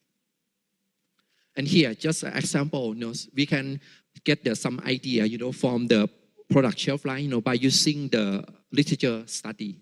Okay, so there's some kind of publish. We can have, as we can get some idea. We have to looking the similar the product that if we formulate it. Okay. And here for the endpoint study, actually this one we use this endpoint study to get the cutoff point or COP. Okay, normally cutoff point. Remember I told you before. We have the microbial growth. We have the chemicals, right? For the chemical, 8 days. For the microbial, is a 4 day. If 4 day, consumer accepts only 2 days, what is the cutoff point? Actually, it's a 2 day, right? So that's why sensory quality is very important as well. It doesn't mean that, okay, you pass the safety in terms of microbial growth, you pass in terms of the, but if consumer doesn't want it, remember for the shelf life, except for the consumption. So that's why consumer is very important, right? So we can use this as a cutoff. And here, this one just show you for the accelerate, the shelf life testing, ASLT. Normally, this one we can use the kinetic models approach by use Arrhenius equation. Okay, for this one, it means that we keep the product at the constant temperature, right? And then we can get the constant rate. So when we increase the temperature for 10 degrees Celsius, we get another rate. It means quicker, right? So and then we can plot information. So we study this one at the higher temperature, like this at the drop. And then at the time, we study at the shorter time, like at 3 months. And then we extrapolate back to the real condition, like ambient condition. So we know that how can they get the shelf life by using this accelerated shelf life testing. Here, for using chemicals, physicals and sensory indicators. And here, just show you for the descriptors or index for failure. Anyone, food science people very familiar with this chart, right? We call water activity and stability diagram. You can see the water activities, and this one the moisture content. You can see the blue, right? This one the absorption isotherm, right? And here we can use this one to apply, with some kind of the index of the failure.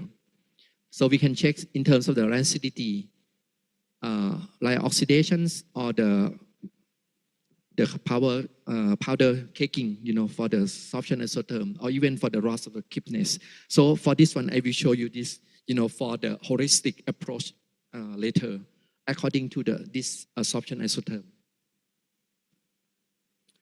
Now, let's see this example for the change of percent intensity of the alternative event. You see, in this case, about frozen salami pizza. Okay, we check for the off flavor and we check for the yellowness. Which one we use for cut off? And you see for the weight loss, very little. So that's why it's indifferent in terms of weight loss. But the two things that we have to concern actually is the off flavors and yellowness. Okay, from this we found that, you see, when we check the correlations about the off flavors and the consumer acceptability, coefficient is a 0.904, but yellowness 0.96. It means that the yellowness is a high correlation, with the consumer acceptability. So that's why we need to use the yellowness, to use for cutoff. Okay. And here, this one just show you for the critical indicator. Anyone know about the Dolces, the Ruches? Anyone know about this? I even try the banoffee. Banoffee with the sweet one, right? They have a sauce. They are meal. Okay, they use this put in the sauce, for the banoffee. And you see for the Dolce de Ruches, okay, the critical indicator actually is the off flavor. But off flavor we have to check by using the method, by using the sensory evaluation. Okay. And here, this one just show you for the change in the quality indicator, right? So we can use the kinetics like a rate constant, right? di by dt. I actually is a quality indicator. When the quality is changed with the time, then we can get the rate. We keep at the constant temperature, right? So we can get these equations, to study. Wait. And you see here, di by dt is equal to k. K actually is the constant rate, okay? With the quantities and power n. The n maybe is the zero order, first order, or second order. Let's see here. For the zero order, it means that we can get the straight line, right? For the straight time and the quality indicator. For the first, we can get the curve one, right? In the second order. And here, this one is the kinetics of the zero order, first orders, and second order. For the zero order, is easy to do one. For the first one, we can take ln, and then we can get the straight line. For the second, when we get the straight line, we can get the k, I mean the rate constant. For the second order, so we have to do 1 over I, and then we can get the straight line. And then we can get the k, for study.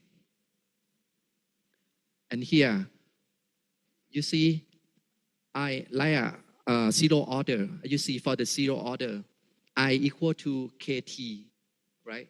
T actually is the SL, shelf line. So when we do calculation, we can get the shelf line, I minus I initial divided by k, and then we can get the shelf line or time, a solid time. Okay.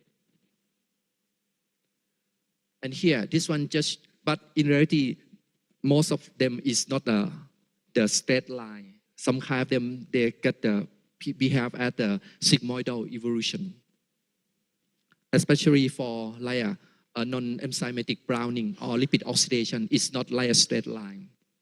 It's a sigmoidal. Let's see. Like this. They get some kind of we call induction time first. Because for the lipid oxidation, this one is a chain reaction. Actually, they need the time, to get more, we call the radicals, right? And then they can get the lipid oxidation. You see, at the first stage, we call the induction time. And then when they got, they can reach, to the log phase, right? To keep in straight. Like we can get the K rate constant. This one we can use with the segmentation approach, to get the lag time, and the rate constant. And here, we can use with the curve fitting by using modeling to fit with the curve, to get like in this case for the lipid oxidation, we can get the peroxide value, by fit the curve, and then we can get the rate constant as well. So, in the case of the sigmoidal evolutions, okay, in the decision tree of shelf line modeling, is here for the sigmoidal curve. Okay, we can do with the segmentation approach, or we can do with the curve fitting, okay, to get the information. And here, for the temperatures dependence of the rate constant, okay, so actually we can use Arrhenius equation, to study about the shelf line. Normally, people in food science people, we know about the Q10, right? We study as a 30 degrees, and then we expedite from the 30s to 40 degrees for the 10 degrees Celsius, and then we can get the Q, a temperature quotient, right? But in this case, maybe we can study more like 30 degrees, 35 degrees, 40 degrees, or whatever, and then we can plot the curve, and then we can take ln, and then we can find the activation energy, okay, by using ln k equal to minus actual energies by gas constant, and then 1 over T, okay, and then we can get the information about the activation energy. What is the meaning of the active energy is, active energy can tell us if the EA is very high, it means that if the temperature is changed a little bit, it means can cause a lot of quality of the product. If the EA is very small, it means that even temperature is very high, maybe it's not effect to the system, okay? Here, normally the food science people, they try to use with the temperature quotient, just a Q10. I mean, we study at the ambient condition, maybe at the 25 degree, and then we study plus 10, 35 degree, and then we can get rate, okay? We get the temperature quotient, right? And this temperature quotient can link with the shelf life. So it means that when we test with the shelf life at the temperature plus 10, its temperature shelf life is shorter, and then we get the Q10, right? So we can define to get the shelf life at the ambient condition. That's why we can save a lot of time, save the money, you know, to pick up this shelf life. And here, for the Arrhenius equation, okay, when we take ln K, okay, equal to EA over R and multiply by 1 over T, okay. Here, if we study more condition, okay, we can plot between ln K and 1 over T. We can get the straight line. And this straight line tells us slope, actually slope is the EA over R. R is a gas constant. Slope we know. And then we can find out about the EA. And this EA is very important things, you know, for the shelf life modeling, okay. Like this case. This one just show you for the mayonnaise formula. We construct with the Arrhenius plot, and then we can calculate the EA. Okay, I will show you. Okay, they study at 5 degrees Celsius, 35 and 55 degrees Celsius. Okay, and you see appearance totally different. You know. Now let's see how can we get EA. Here. Before this, okay, we can do calculation that I told you, right? We plot 1 over T, you know, with the ln K, and then we plot in every formula, okay? In every formula, we got the slope, and we know that slope is equal to EA over R. R multiplied by slope, we get EA, and then we get EA here for every single formula that we test, that we know. For example, you see. F1 is the formula 1. EA is 18 kilojoule per mole. What's the meaning? When compared with the 6 kilojoule per mole, for the 18 kilojoule per mole, it means that temperature affects more, you know, with the quality of the product when compared with the formula 6. See, it means that formula 6 is more stable in terms of the temperature dependent, more stable. When compared with the formula 1. And here, for the Arrhenius plot, sometimes when we plot, we got the straight line, but sometimes you see here, like this, it's not a straight line anymore. You see, down and up, down and more, different slope. It means that when we study, like in this case, we study at 5, like this, 5, 35 and 55, we get the straight line. It means that, so we extrapolate. In this range is okay. But in this case, if like this, we cannot extrapolate. We can use just only in the range. It means that the slope is changed. We have to use another one for the EA to calculation. Okay. Not only for the temperature quotient, for the water activity quotient can be used as well. For the temperature quotients, we use every single 10 degrees Celsius. So they can get the reaction rate, you know, 2 or 3 times. But in terms of water activity quotients, so we test at every single 0.1. Because for the water activity, is the scale actually is 0 to 1, right? So that's why in every single 0.1, we can get we can expedite the reaction rate 2 or 3 times. Okay, now for the microbial indicator. Okay, this one just show you for the cycle of the spore, right? From the vegetative cells, and then we get the spore. That's why for the sterilization, we have to destroy the spore, right, of the microorganism as well. For the pasteurization, okay, we can destroy just only the vegetative cell, but the spore just still there. So that's why we can keep shorter, for the pasteurization, like pasteurized milk. Professor, I'm really sorry. I have to remind you that your time is 5 minutes left. Pardon? 5 minutes left. Okay. Okay, is it okay? Yes. Yes, 5 minutes. Okay, is it still much? Okay, how many? 10 minutes? Oh, okay. All right, thank you. Yes, fine, thank you. Okay, wait. And this one just show for the microbial spotted pattern. And you see here, if the microbial road, for the bad hygiene, you see you can get shorter, but if you get the good hygiene, you can get longer shelf life. That's why the microbial road is very important as well. Okay, this one just a shelf life trial. Okay. Okay, stable. Maybe I try to skip to the last part. I think this one just for the modeling. Okay, we can use the second model, for the microbial modeling. Okay, now let me go to the last part about the holistic shelf life. Okay, I've tried to go quicker. Okay. For the shelf life modeling, okay, normally for the people they do just only for the condition, right? But in this holistic, okay, we have to study in terms of the package analysis, product analysis, and product package analysis in the holistic, to get information to get the shelf life.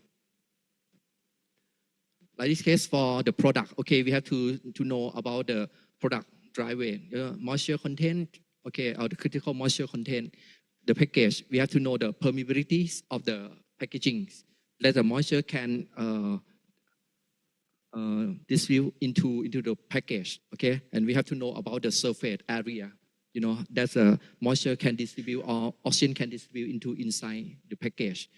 We have to know about the thickness, okay? And then the condition, the temperature or RH, we have to know.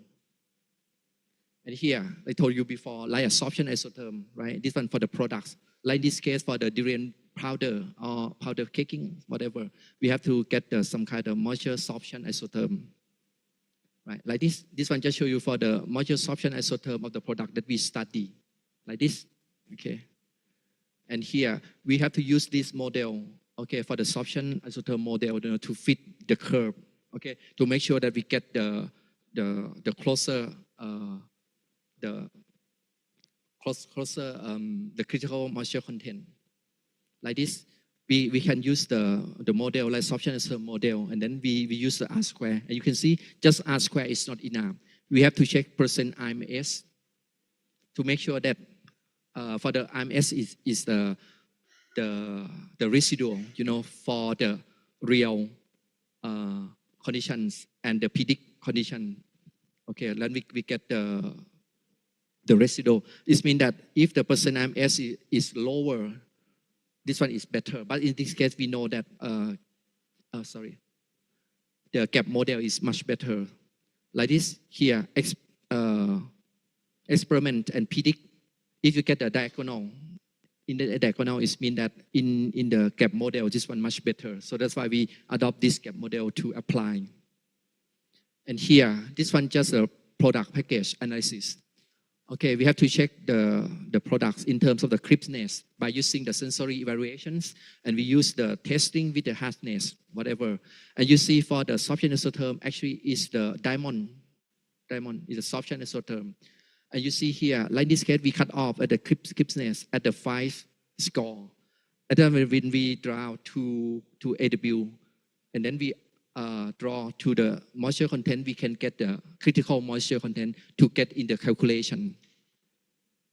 And here, for the package analysis, you can see in this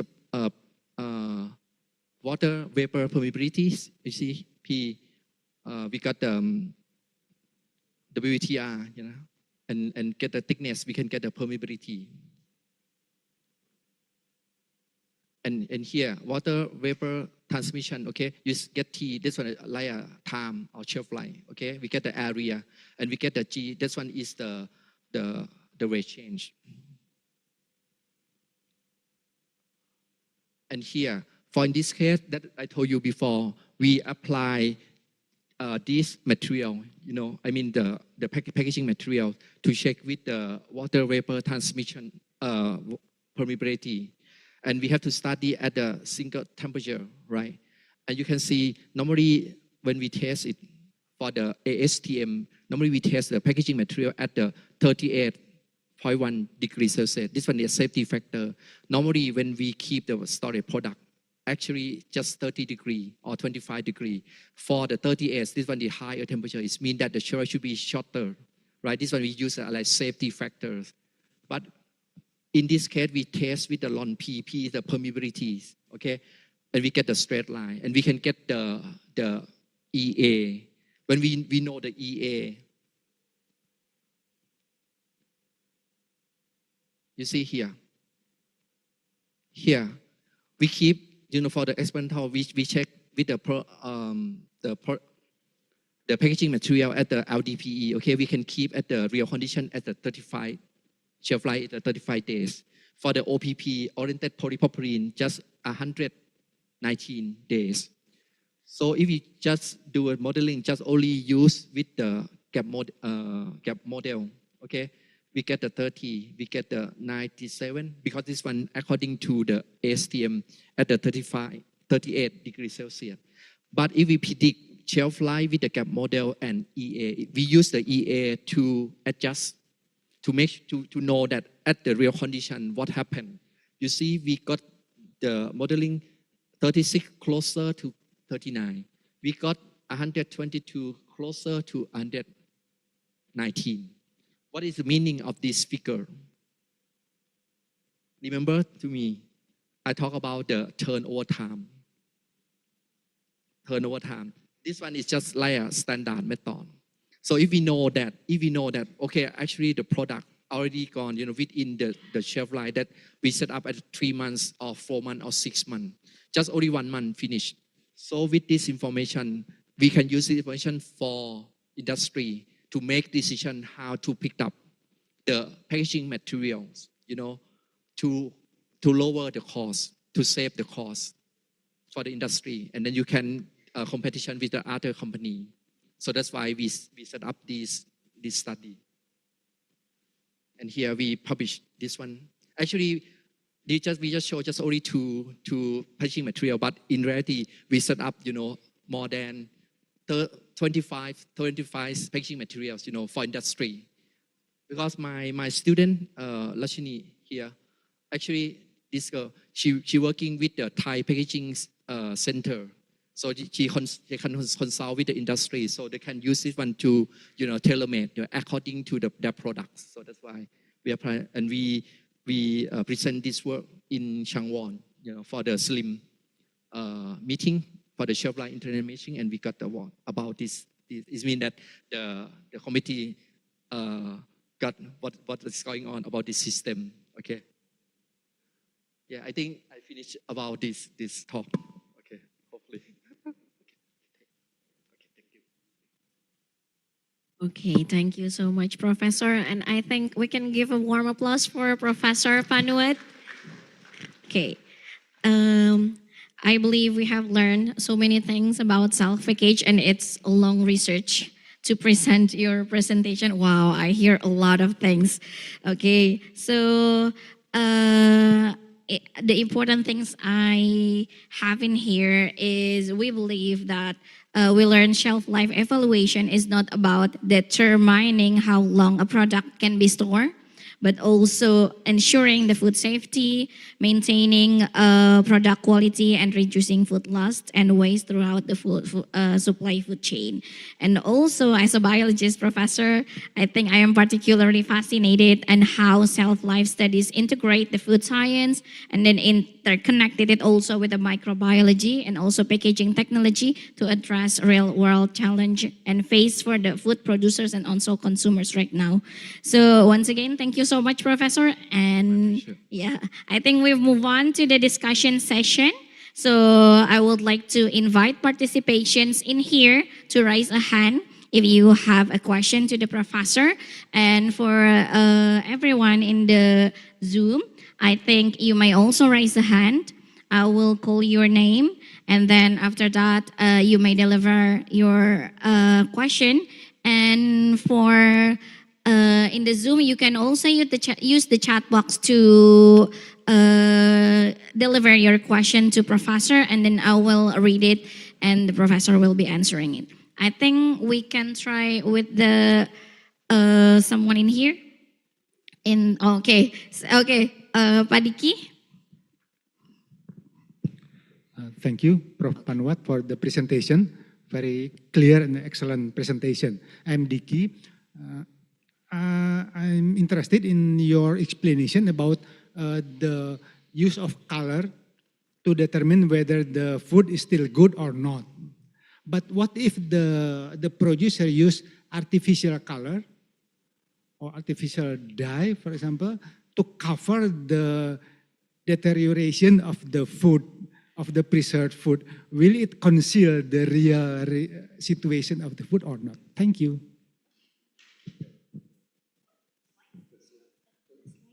Wait a minute. Which slide, Professor? The slide with the color.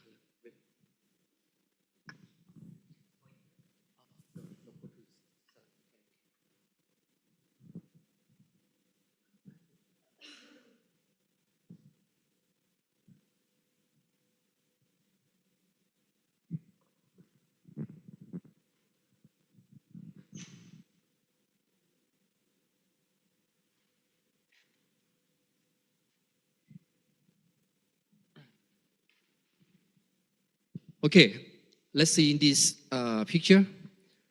Okay, this one just show you for the constructions of the labeling. The labels you see here underneath, you got the cell adhesive label, right? And then here in the middle, in the center, this one is the visual material or active material that can sensing with the metabolite. And these are the cross sections of the indicators. And you see, we can see the reference scale. You see here in the green, yellow, orange, and the red color. And you see on top of this visual material, Ph.D, actually we got a filter.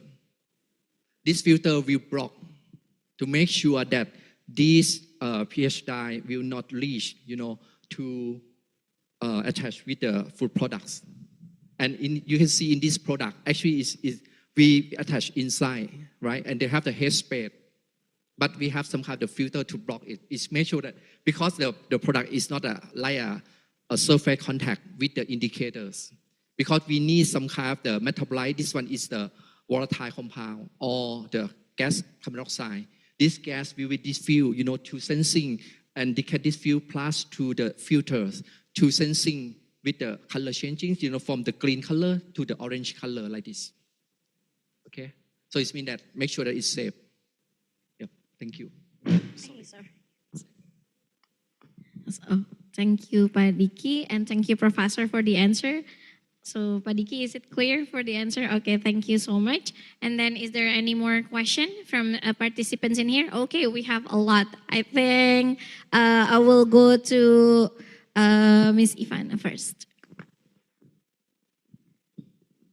Thank you, Ms. Hikmah, for the opportunity. Very clear presentation. Thank you, Mr. Panuwat Suppakul. I have two questions. First, about anthocyanin, because I have similar research about anthocyanin too. For your research, anthocyanin for indicating acidity or pH parameter. Can anthocyanin, in your opinion, can anthocyanin used for detecting some other sign or indicator like parameter for what? For volatile maybe, or for other sign of pH or acidity. And the second question is there any other sign besides color for or colorimetric method to indicate the spoilage. Thank you. Thank you. Thank you, Ms. Ivana. And recurrent questions. Is there any other indicator, or maybe anthocyanin is really interest, but what you are present is talk about the anthocyanin as the pH or in acidity indicator. Is there any way that we can use the anthocyanin rather than only use it for the acidity? Is that true? And then the second one, you also use the colorimetric for the spoilage, for representing the spoilage of the food packaging. So is there any way rather than only the color change to examine that this is contaminated or not? Okay, for the first questions, for the anthocyanin, I told you that now most of the research, they try to use the anthocyanin because the people from the food side, right? That I can say that this, that I told you before, right? I show you the picture, right? Up there.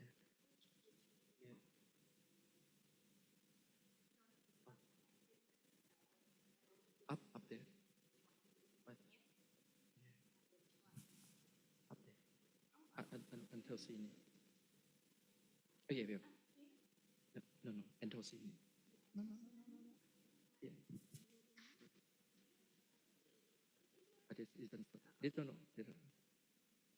This one first. Okay. Here.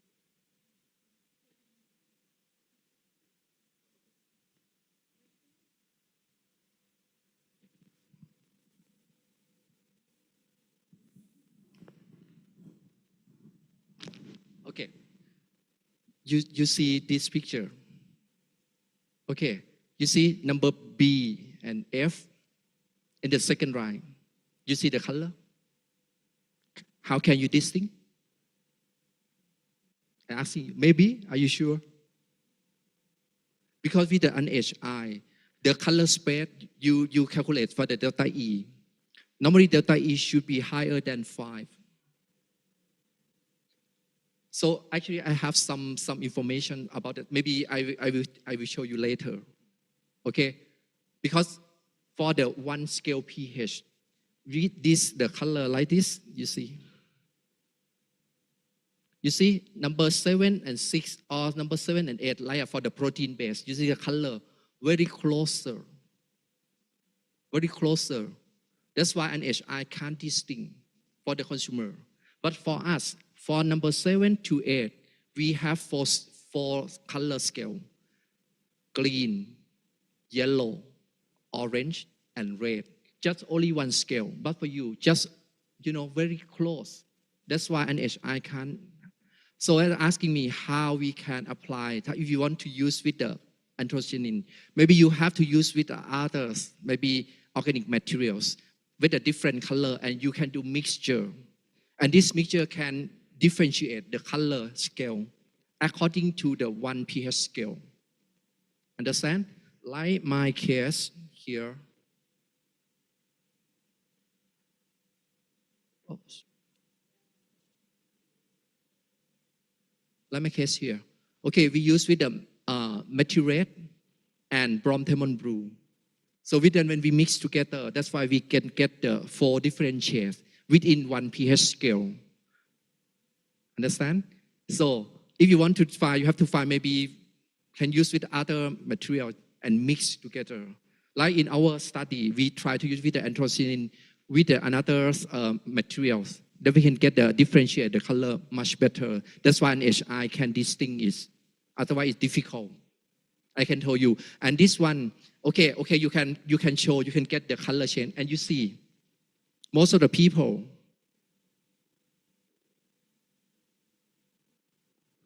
they show this one, just pH 1 until 12 forward. This one just misleading. It's like a colorful color change. You see, they present like this. But in reality, pH change from the microbial spoilage never change from 7 up to 1 or 7 up to 12. No way.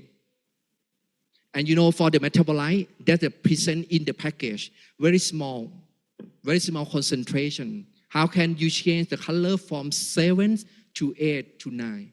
Never. Just only 1 pH scale. Understand? So that's why this one is like a piece of research. Most people didn't know about this because they know just color change and they show like this, very colorful material. But in reality, you cannot apply in terms of the business or industry because people cannot distinguish. Unless, if you try to apply this one, of course, you can do by using maybe for the mobile application and use this mobile application to change how to distinguish between 7 to 8 with the closer and to show the consumer that, if the color change like this, this can spoil or what. But if user unaged eye, no way. That's one for first question. For the second question, for use. Question is about the food spoilage. Is it only using the color changes, using a colorimetric, or we have another method? Actually, we have another way. Like in Korea, in South Korea, they can use with the chitosan solution. Because the chitosan solution, they have the color, not the color. They use with the light transparency, with the clear solution. So when they get some metabolite, and the transparent, clear transparent will change to the opaque. So that's why we can distinguish with this one as well. Or another way, they use with the chitosan, to trap with the color. I mean the food color. When the chitosan trap the food color, they can get the solution in the clear clear solution with the precipitate, with the particle. If the food color is the orange color, we get the precipitate in the orange particles. So when with the metabolite come into this solution, what happened? This metabolite will disintegrate the chitosan. So that's why when it disintegrate, this particle will be disintegrated, and then this food color in the orange will be this solution in the solution. That's why we can get the orange solution. This is another way to use. There are so many things actually. Thank you. Okay, thank you so much, Professor. I hope it's clear for answering a question, Ms. Ivana. Yes, right. Okay, another question I think I saw from here. Please help with the mic.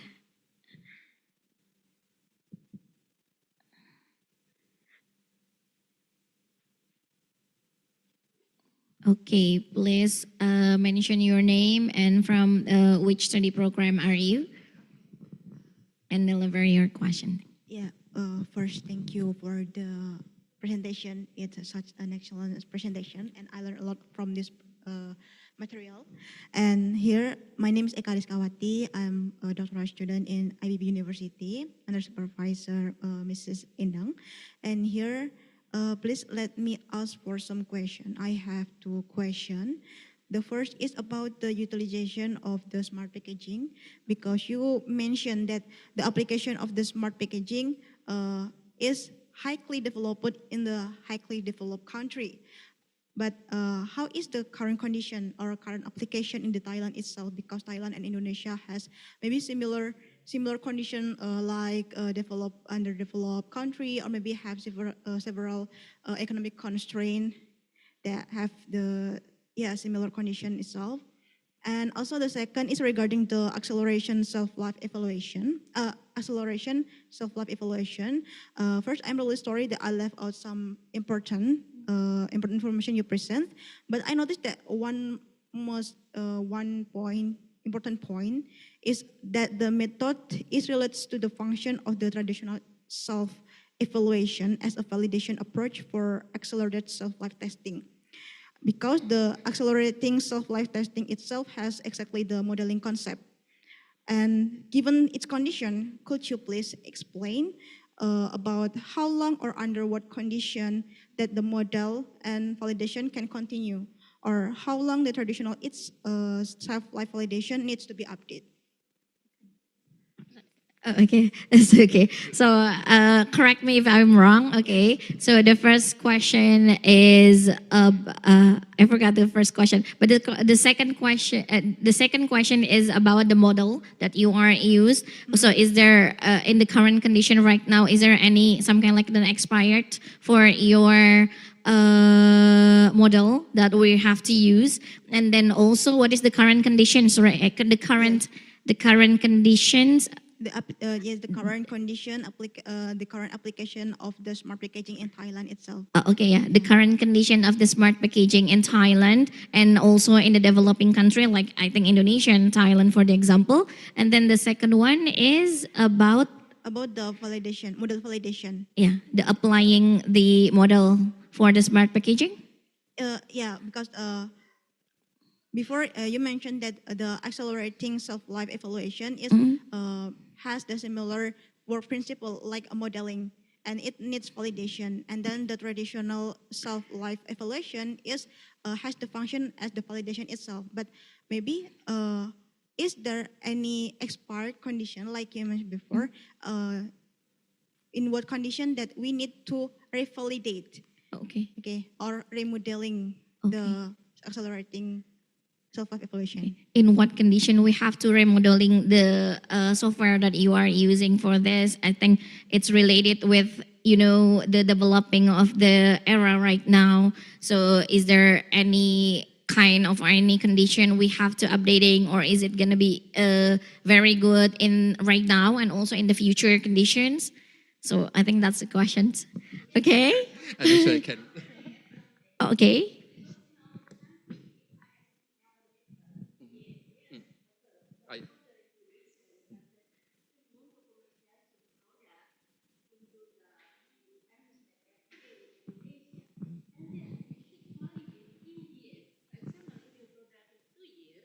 Yes, you can estimate with the STL, and then if you estimate for 2 years, and then 2 years later you have to check to validate something like that. That is, is that like, how come is it happen, or might be what the reason? I don't know whether might be the reason is food safety, of course, yeah. But I don't know in your opinion. Thank you.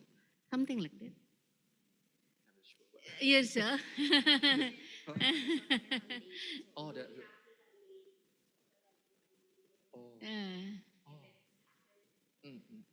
I'm not sure I can. For the first question first, okay. Right now, okay. Actually, for the smart packaging, okay, they're developed, in Japan, okay, US or Europe, right? Now, even in Thailand, we adopted. Actually, we learned in these technologies and study in Australia for the anti-malware packaging last 20 years. So it's mean that already established, right? But now in Thailand, it's like a forward. It may be the same with Indonesia, right?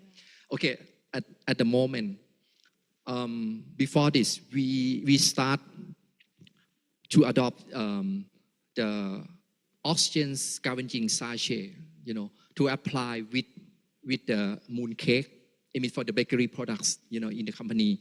And this one have to apply with the Thai FDA, okay, because it got some regulation as well. So that's why the company have to approve to show the evidence, but this one will be safe or whatever. And then the Thai FDA approve it. So that's why we have been apply this type of products in Thailand. But at that time, get back to, I think, more than 2000, okay. We import this oxygen scavenging sachet from the Mitsubishi gas chemical from Japan, okay, at the time. But at the moment in Thailand, we have some company that develop these materials, okay, by Thai company, okay. So we call the Thai packaging provider, and this one we can minimize the cost of the materials, Okay, so that's why we can adopt it. And this one can distribute, it's not just for the high industry. So we can apply this one. I mean, this provider just provide for the SME. I mean, for the people in the village that they try to apply, try to extend the shelf life. So that's why now in Thailand, we have the provider to do so. But anyhow, for the industry like product from Japan, just still import. But some of them, like smart packaging from China, already have import to Thailand as well. But now for the some provider in Thai company, we have the system, like oxygen scavenging. We have the moisture absorber.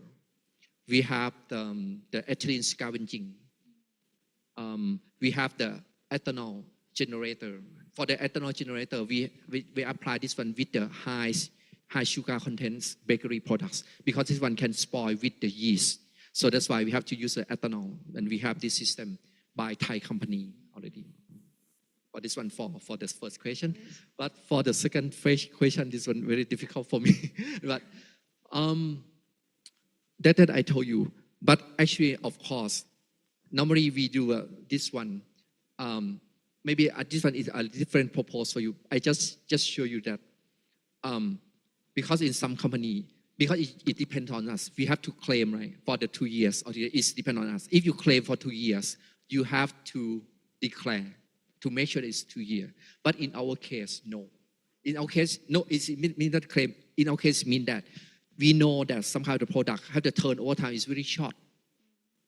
That's why we try to change the material to lower the cost, right? Because when if we claim, we know that this one can finish within 1 month. Let's say 1 month. Okay, we can claim 2 months.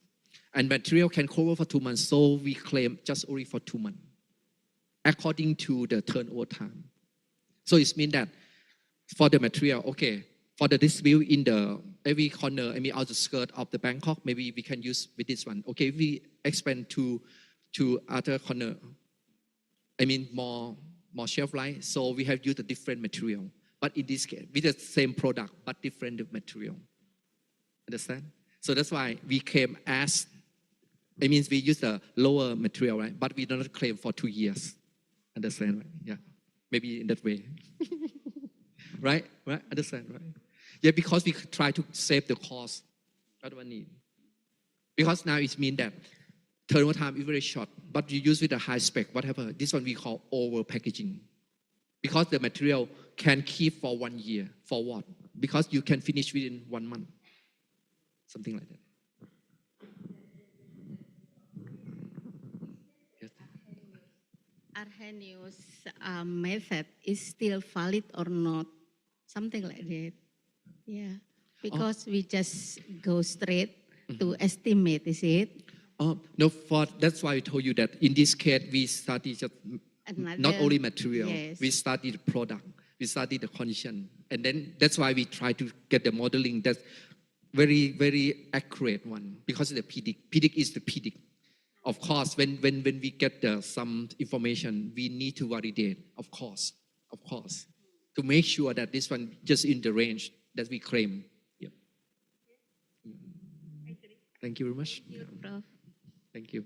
Okay, thank you so much for the question, and thank you for Professor Panuwat for responding the question. I think one more question from students in here. Oh, okay. So please.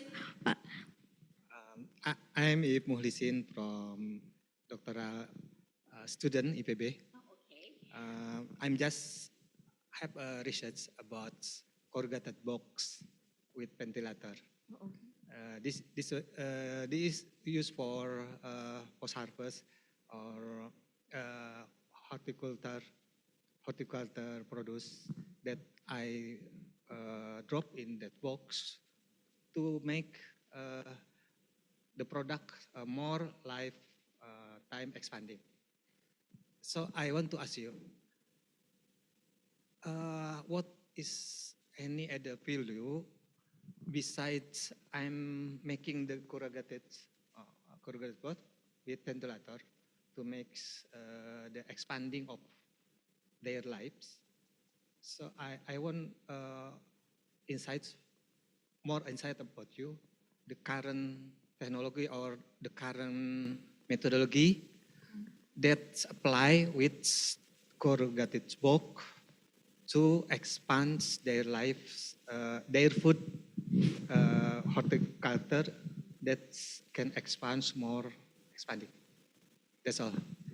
Expand more. Yeah, expand. So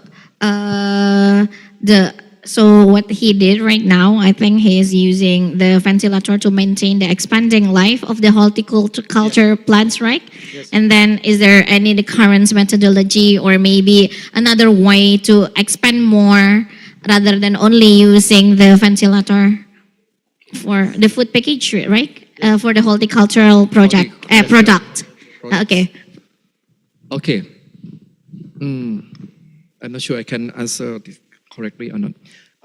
Right in Thailand, last 20 years, okay, we got a big problem about the horticulture products like fresh produce or fresh fruit in Thailand when we try to export to every corner of the world. We lost, I think 10,000 million baht a year. About this loss, from the get spoiled, from the fresh produce. So at the time, our colleague, Professor Wanichon Chom, okay, she do collaborations with the researchers from the government. Okay, we try to develop like the appropriate technology, because we know that for the fresh produce, especially at the time, they try to apply. Wait a minute. They try to apply with the like a vegetable. Yeah. Okay, we know that normally for the fresh produce, they have to still live cell, right? They still have respiration. They have a transpiration rate, right? See, if you keep at the ambient condition, just the open air, okay, that's why they short shelf life, right? So that's why they try to apply with the technology we call equilibrium modified atmosphere packaging. Okay, so it means that they try to develop the packaging materials.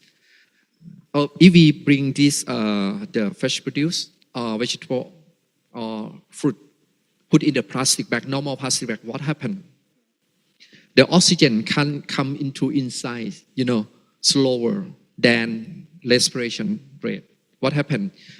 When the oxygen is decreased, they turn to get the anaerobic respiration. So that's why they can get some acetaldehyde or ethanol or whatever. This one is not good, for the consumer, right? So it means that if we can allow the materials that can diffuse the oxygen more and more, just for the fresh produce to get the respite. So it means that we can extend the shelf life by to get we call equilibrium. It means to get the steady state. So it means that this material have to diffuse the carbon oxygen to get enough. Because in open air, we got the oxygen 21%. In this case, we need maybe just 5 of less than 10%. And then we can get a steady state. What happened? So we can extend the shelf life. That's why we call this technology with the equilibrium modified atmosphere packaging. So it's been that when you plot the curve for the time and the oxygen and carbon dioxide, oxygen will decrease, but not the zero, maybe 5%. Carbon dioxide up like this, and this is steady state. This one is the shelf life extension. So, and this technology have been applying even in Thailand now, and the commercializations to the industry. They're licensing this one to produce we call ultra high packaging material. Yeah, actually base is the LTP, right? But it's not high enough. That's why we have to ultra high. At that time, they try to use with the mechanical testing by extend, and then we can get the hole inside. But we have to check with the SEM and can see the hole. But at the moment, they do with a different technique by using the what they call laser punching to get the small, very very small hole. Yeah, and this one oxygen can pass through inside. But we have to study actually to do research for this one. But at that time they got the what they call the database of the things. So it means they can, put the respiration rates of some kind of the materials, for the horticulture products, right? Condition maybe for the temperature that they want to keep, and then they can do modeling and they can set up what the shelf life they can get. Okay. But anyhow, I think this one is very, because they just still use the material, right? And now, in terms of the sustainability, I can tell you, in US, you can search the company from the startup company named Appeal Sign, APWEL. They try to use with the edible film coatings. So it means that for the edible coatings, if you study edible coatings, you can casting material, right? And when you get the films, okay, you can check the film according to the respiration rate, maybe ultra high or whatever.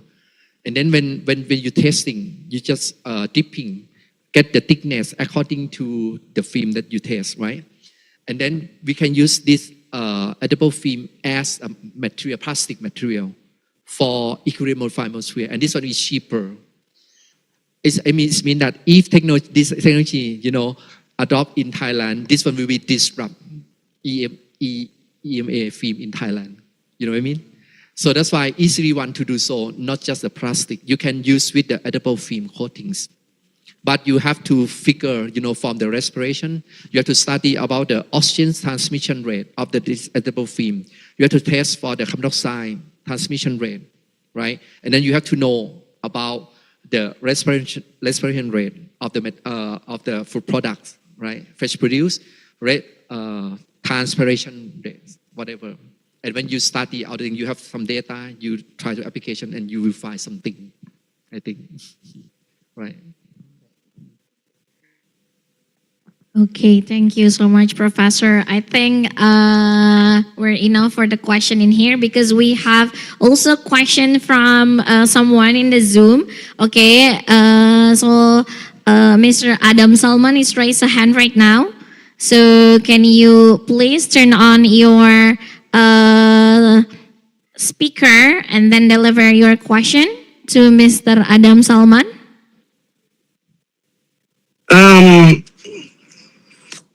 One sec. Yeah, I just want to know, I'm fascinated about this kind of stuff.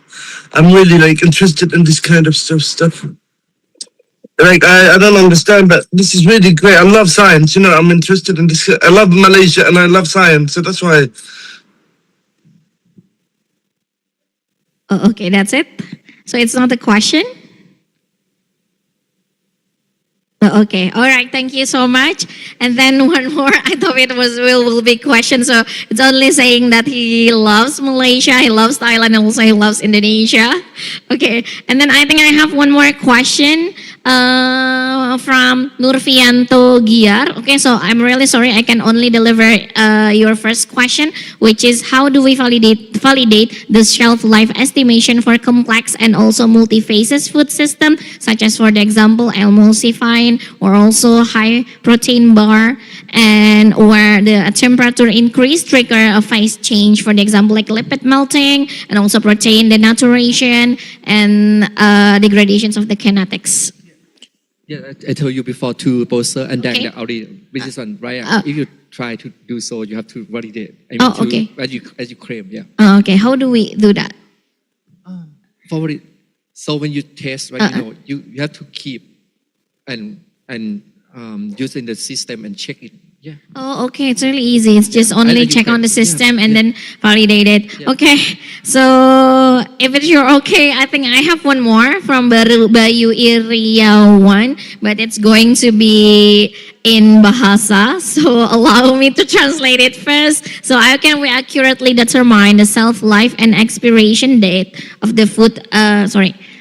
In your experience, I think I'm going to deliver it, in shelf life determination best established through the extensive research and also development. So can it also be effective achieved through the trial and error approaches during the product development, Professor? Yeah, that's true, to apply it. I can tell you this. Actually, I'm not like a food product development people. Actually, my background actually is the product development people, and we go to the packaging technologies people. But this one we try to link because we know that the gap between the food science people or product development people, they try to use with the just a simple modeling like a temperature quotient like a Q10, to establish the system, right? But in reality, normally this one we have to apply with the packaging material as well. It means that the packaging material is the factors as well, because you change the material, the Q10 change. So that's why if we know about this, we can, get some information to make decision or to select, to get the shelf life that the suitable or according to the condition that we want to keep it or whatever. Yeah. That's why we call holistic approach. Wow. Okay. Thank you so much. And I thought for Mr. Bayu, it's going to be answering your question. Okay. Thank you so much, everyone. I think we can give applause for Professor Panuwat once more. Okay. I think we are reaching the end of the session, but before we close the session, I would like to give a conclusion for your presentation. So correct me if I am wrong, Professor. So first is about the shelf life evaluation is not only about determining how long the food product remains safe and also acceptable for the consumption, but also about ensuring the food quality throughout the entire food chain. And the second, there's your presentation was also represent about the food loss and also food waste remains major global challenges. It is accurate, the self-life determination and appropriate that labeling plays a crucial role in the reducing unnecessary food waste while maintaining the food safety. And the third is about the packaging should not only viewed merely as a container. The modern packaging technology, including active, intelligent, also smart packaging, have become the important tools. What we say this about the factors, right? And for preserving food quality, extending shelf life, and also supporting sustainable food system. And in conclusion, effective shelf life evaluation requires integrated approach involving the food science, microbiology, packaging technology, and also customer awareness. Through the continuous innovation and interdisciplinary collaboration, we can contribute to the safer food, reducing food waste, and also more sustainable future. So is that enough? Okay, thank you so much. Thank you, Professor, once again. I think we're reaching the end of the session. So I'm going to return it to MC, Ms. Safira. Okay, everyone, thank you so much for your participation. And Assalamualaikum warahmatullahi wabarakatuh.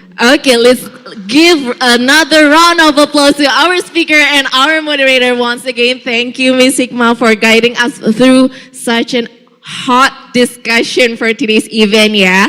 So, and as a token of appreciation to our speaker, the next session we will deliver a little present to our speaker. So I would like to invite to Prof. Suppakul or Professor Tom as a nickname, okay, to the center of the stage. And also this little present will be delivered by our Vice Dean. So I would like to invite with honor the Vice Dean for Academic Affairs and also Student Affairs and Learning Services to come to the front to deliver a certificate of appreciation and also a little present from Universitas Terbuka for Professor Suppakul.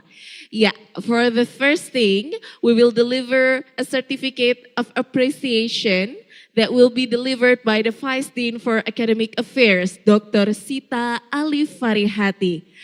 Okay, let's grab a picture together first.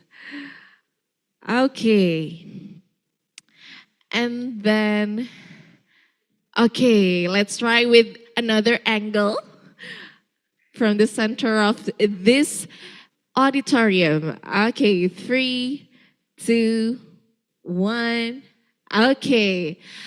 And next, the Vice Dean for Student Affairs, Learning Services, and also Partnerships will deliver a plaque from Universitas Terbuka to Professor Panuwat Suppakul, Ph.D.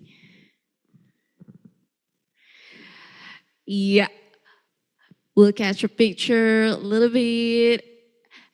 And the last thing is a little present from Universitas Terbuka that will be delivered by both Dr. Sita Alifarihati and Dr. Pepi Rospina Pertiwi.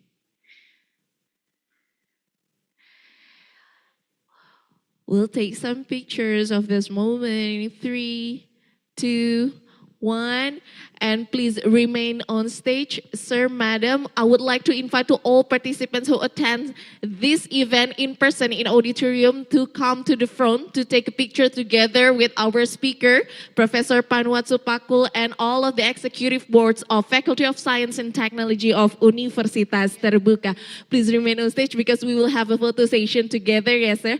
Okay, so, and I would like to invite to all participants who are joining us virtually through Zoom to open your camera because we will have a photo session together.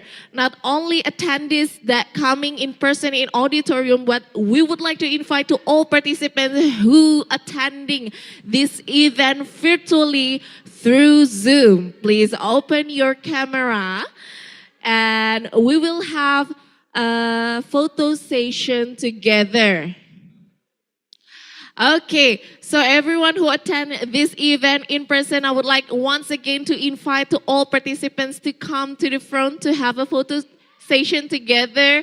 So everyone in this room that still remain on the seat, please come to the front. If you want to make it in 2 line, ya. Boleh yang kakak-kakak yang pria yang masih muda nanti boleh berjongkok di depan, oke. So I would like to explain because we will have 3 poses in this photo session. The one is a formal pose and the second one is semangat pose. So you gotta have to do this. And the last one is the iconic pose of Universitas Terbuka, which Salam UT. You with the right hand, this with the left hand. Okay, so we will have the first photo session with the formal pose. And I would like once again to invite to all participants who are joining us virtually to open your camera. We will start the first session.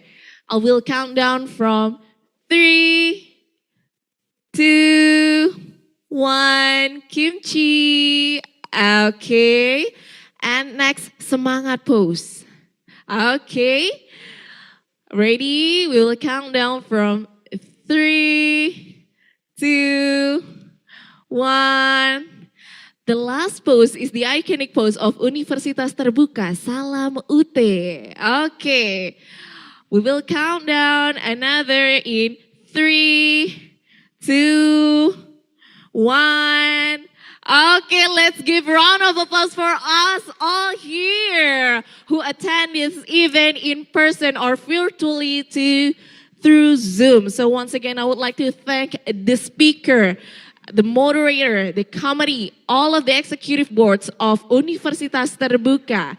So ladies and gentlemen, we have reached the end of today's event. On behalf of the committee and the whole faculty and colleagues, we would like to extend our gratitude for speaker and all of the participants for your contributions in this event. We hope today's event become a great experience to share knowledges, experiences, and also inspirations. So once again, my name is Vira. I'm signing out. Thank you and have a good afternoon. Hope to see you again on the next Visiting Professor.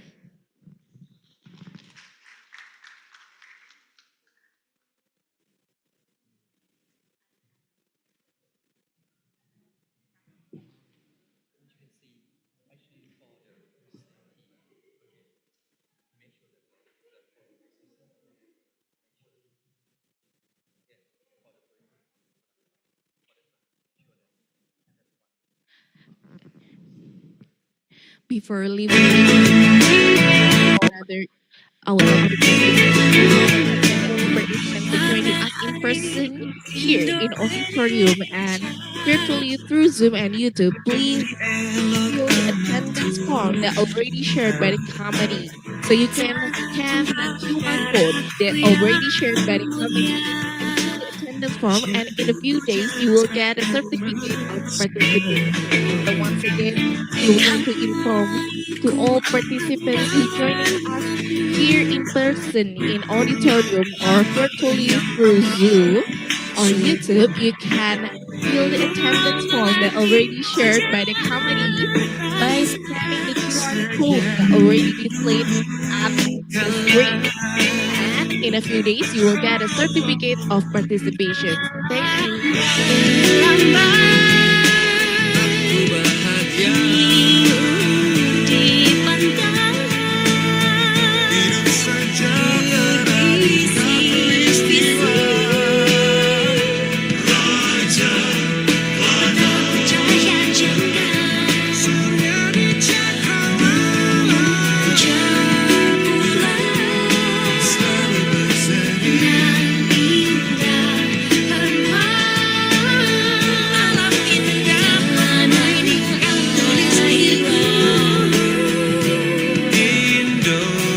Indonesia.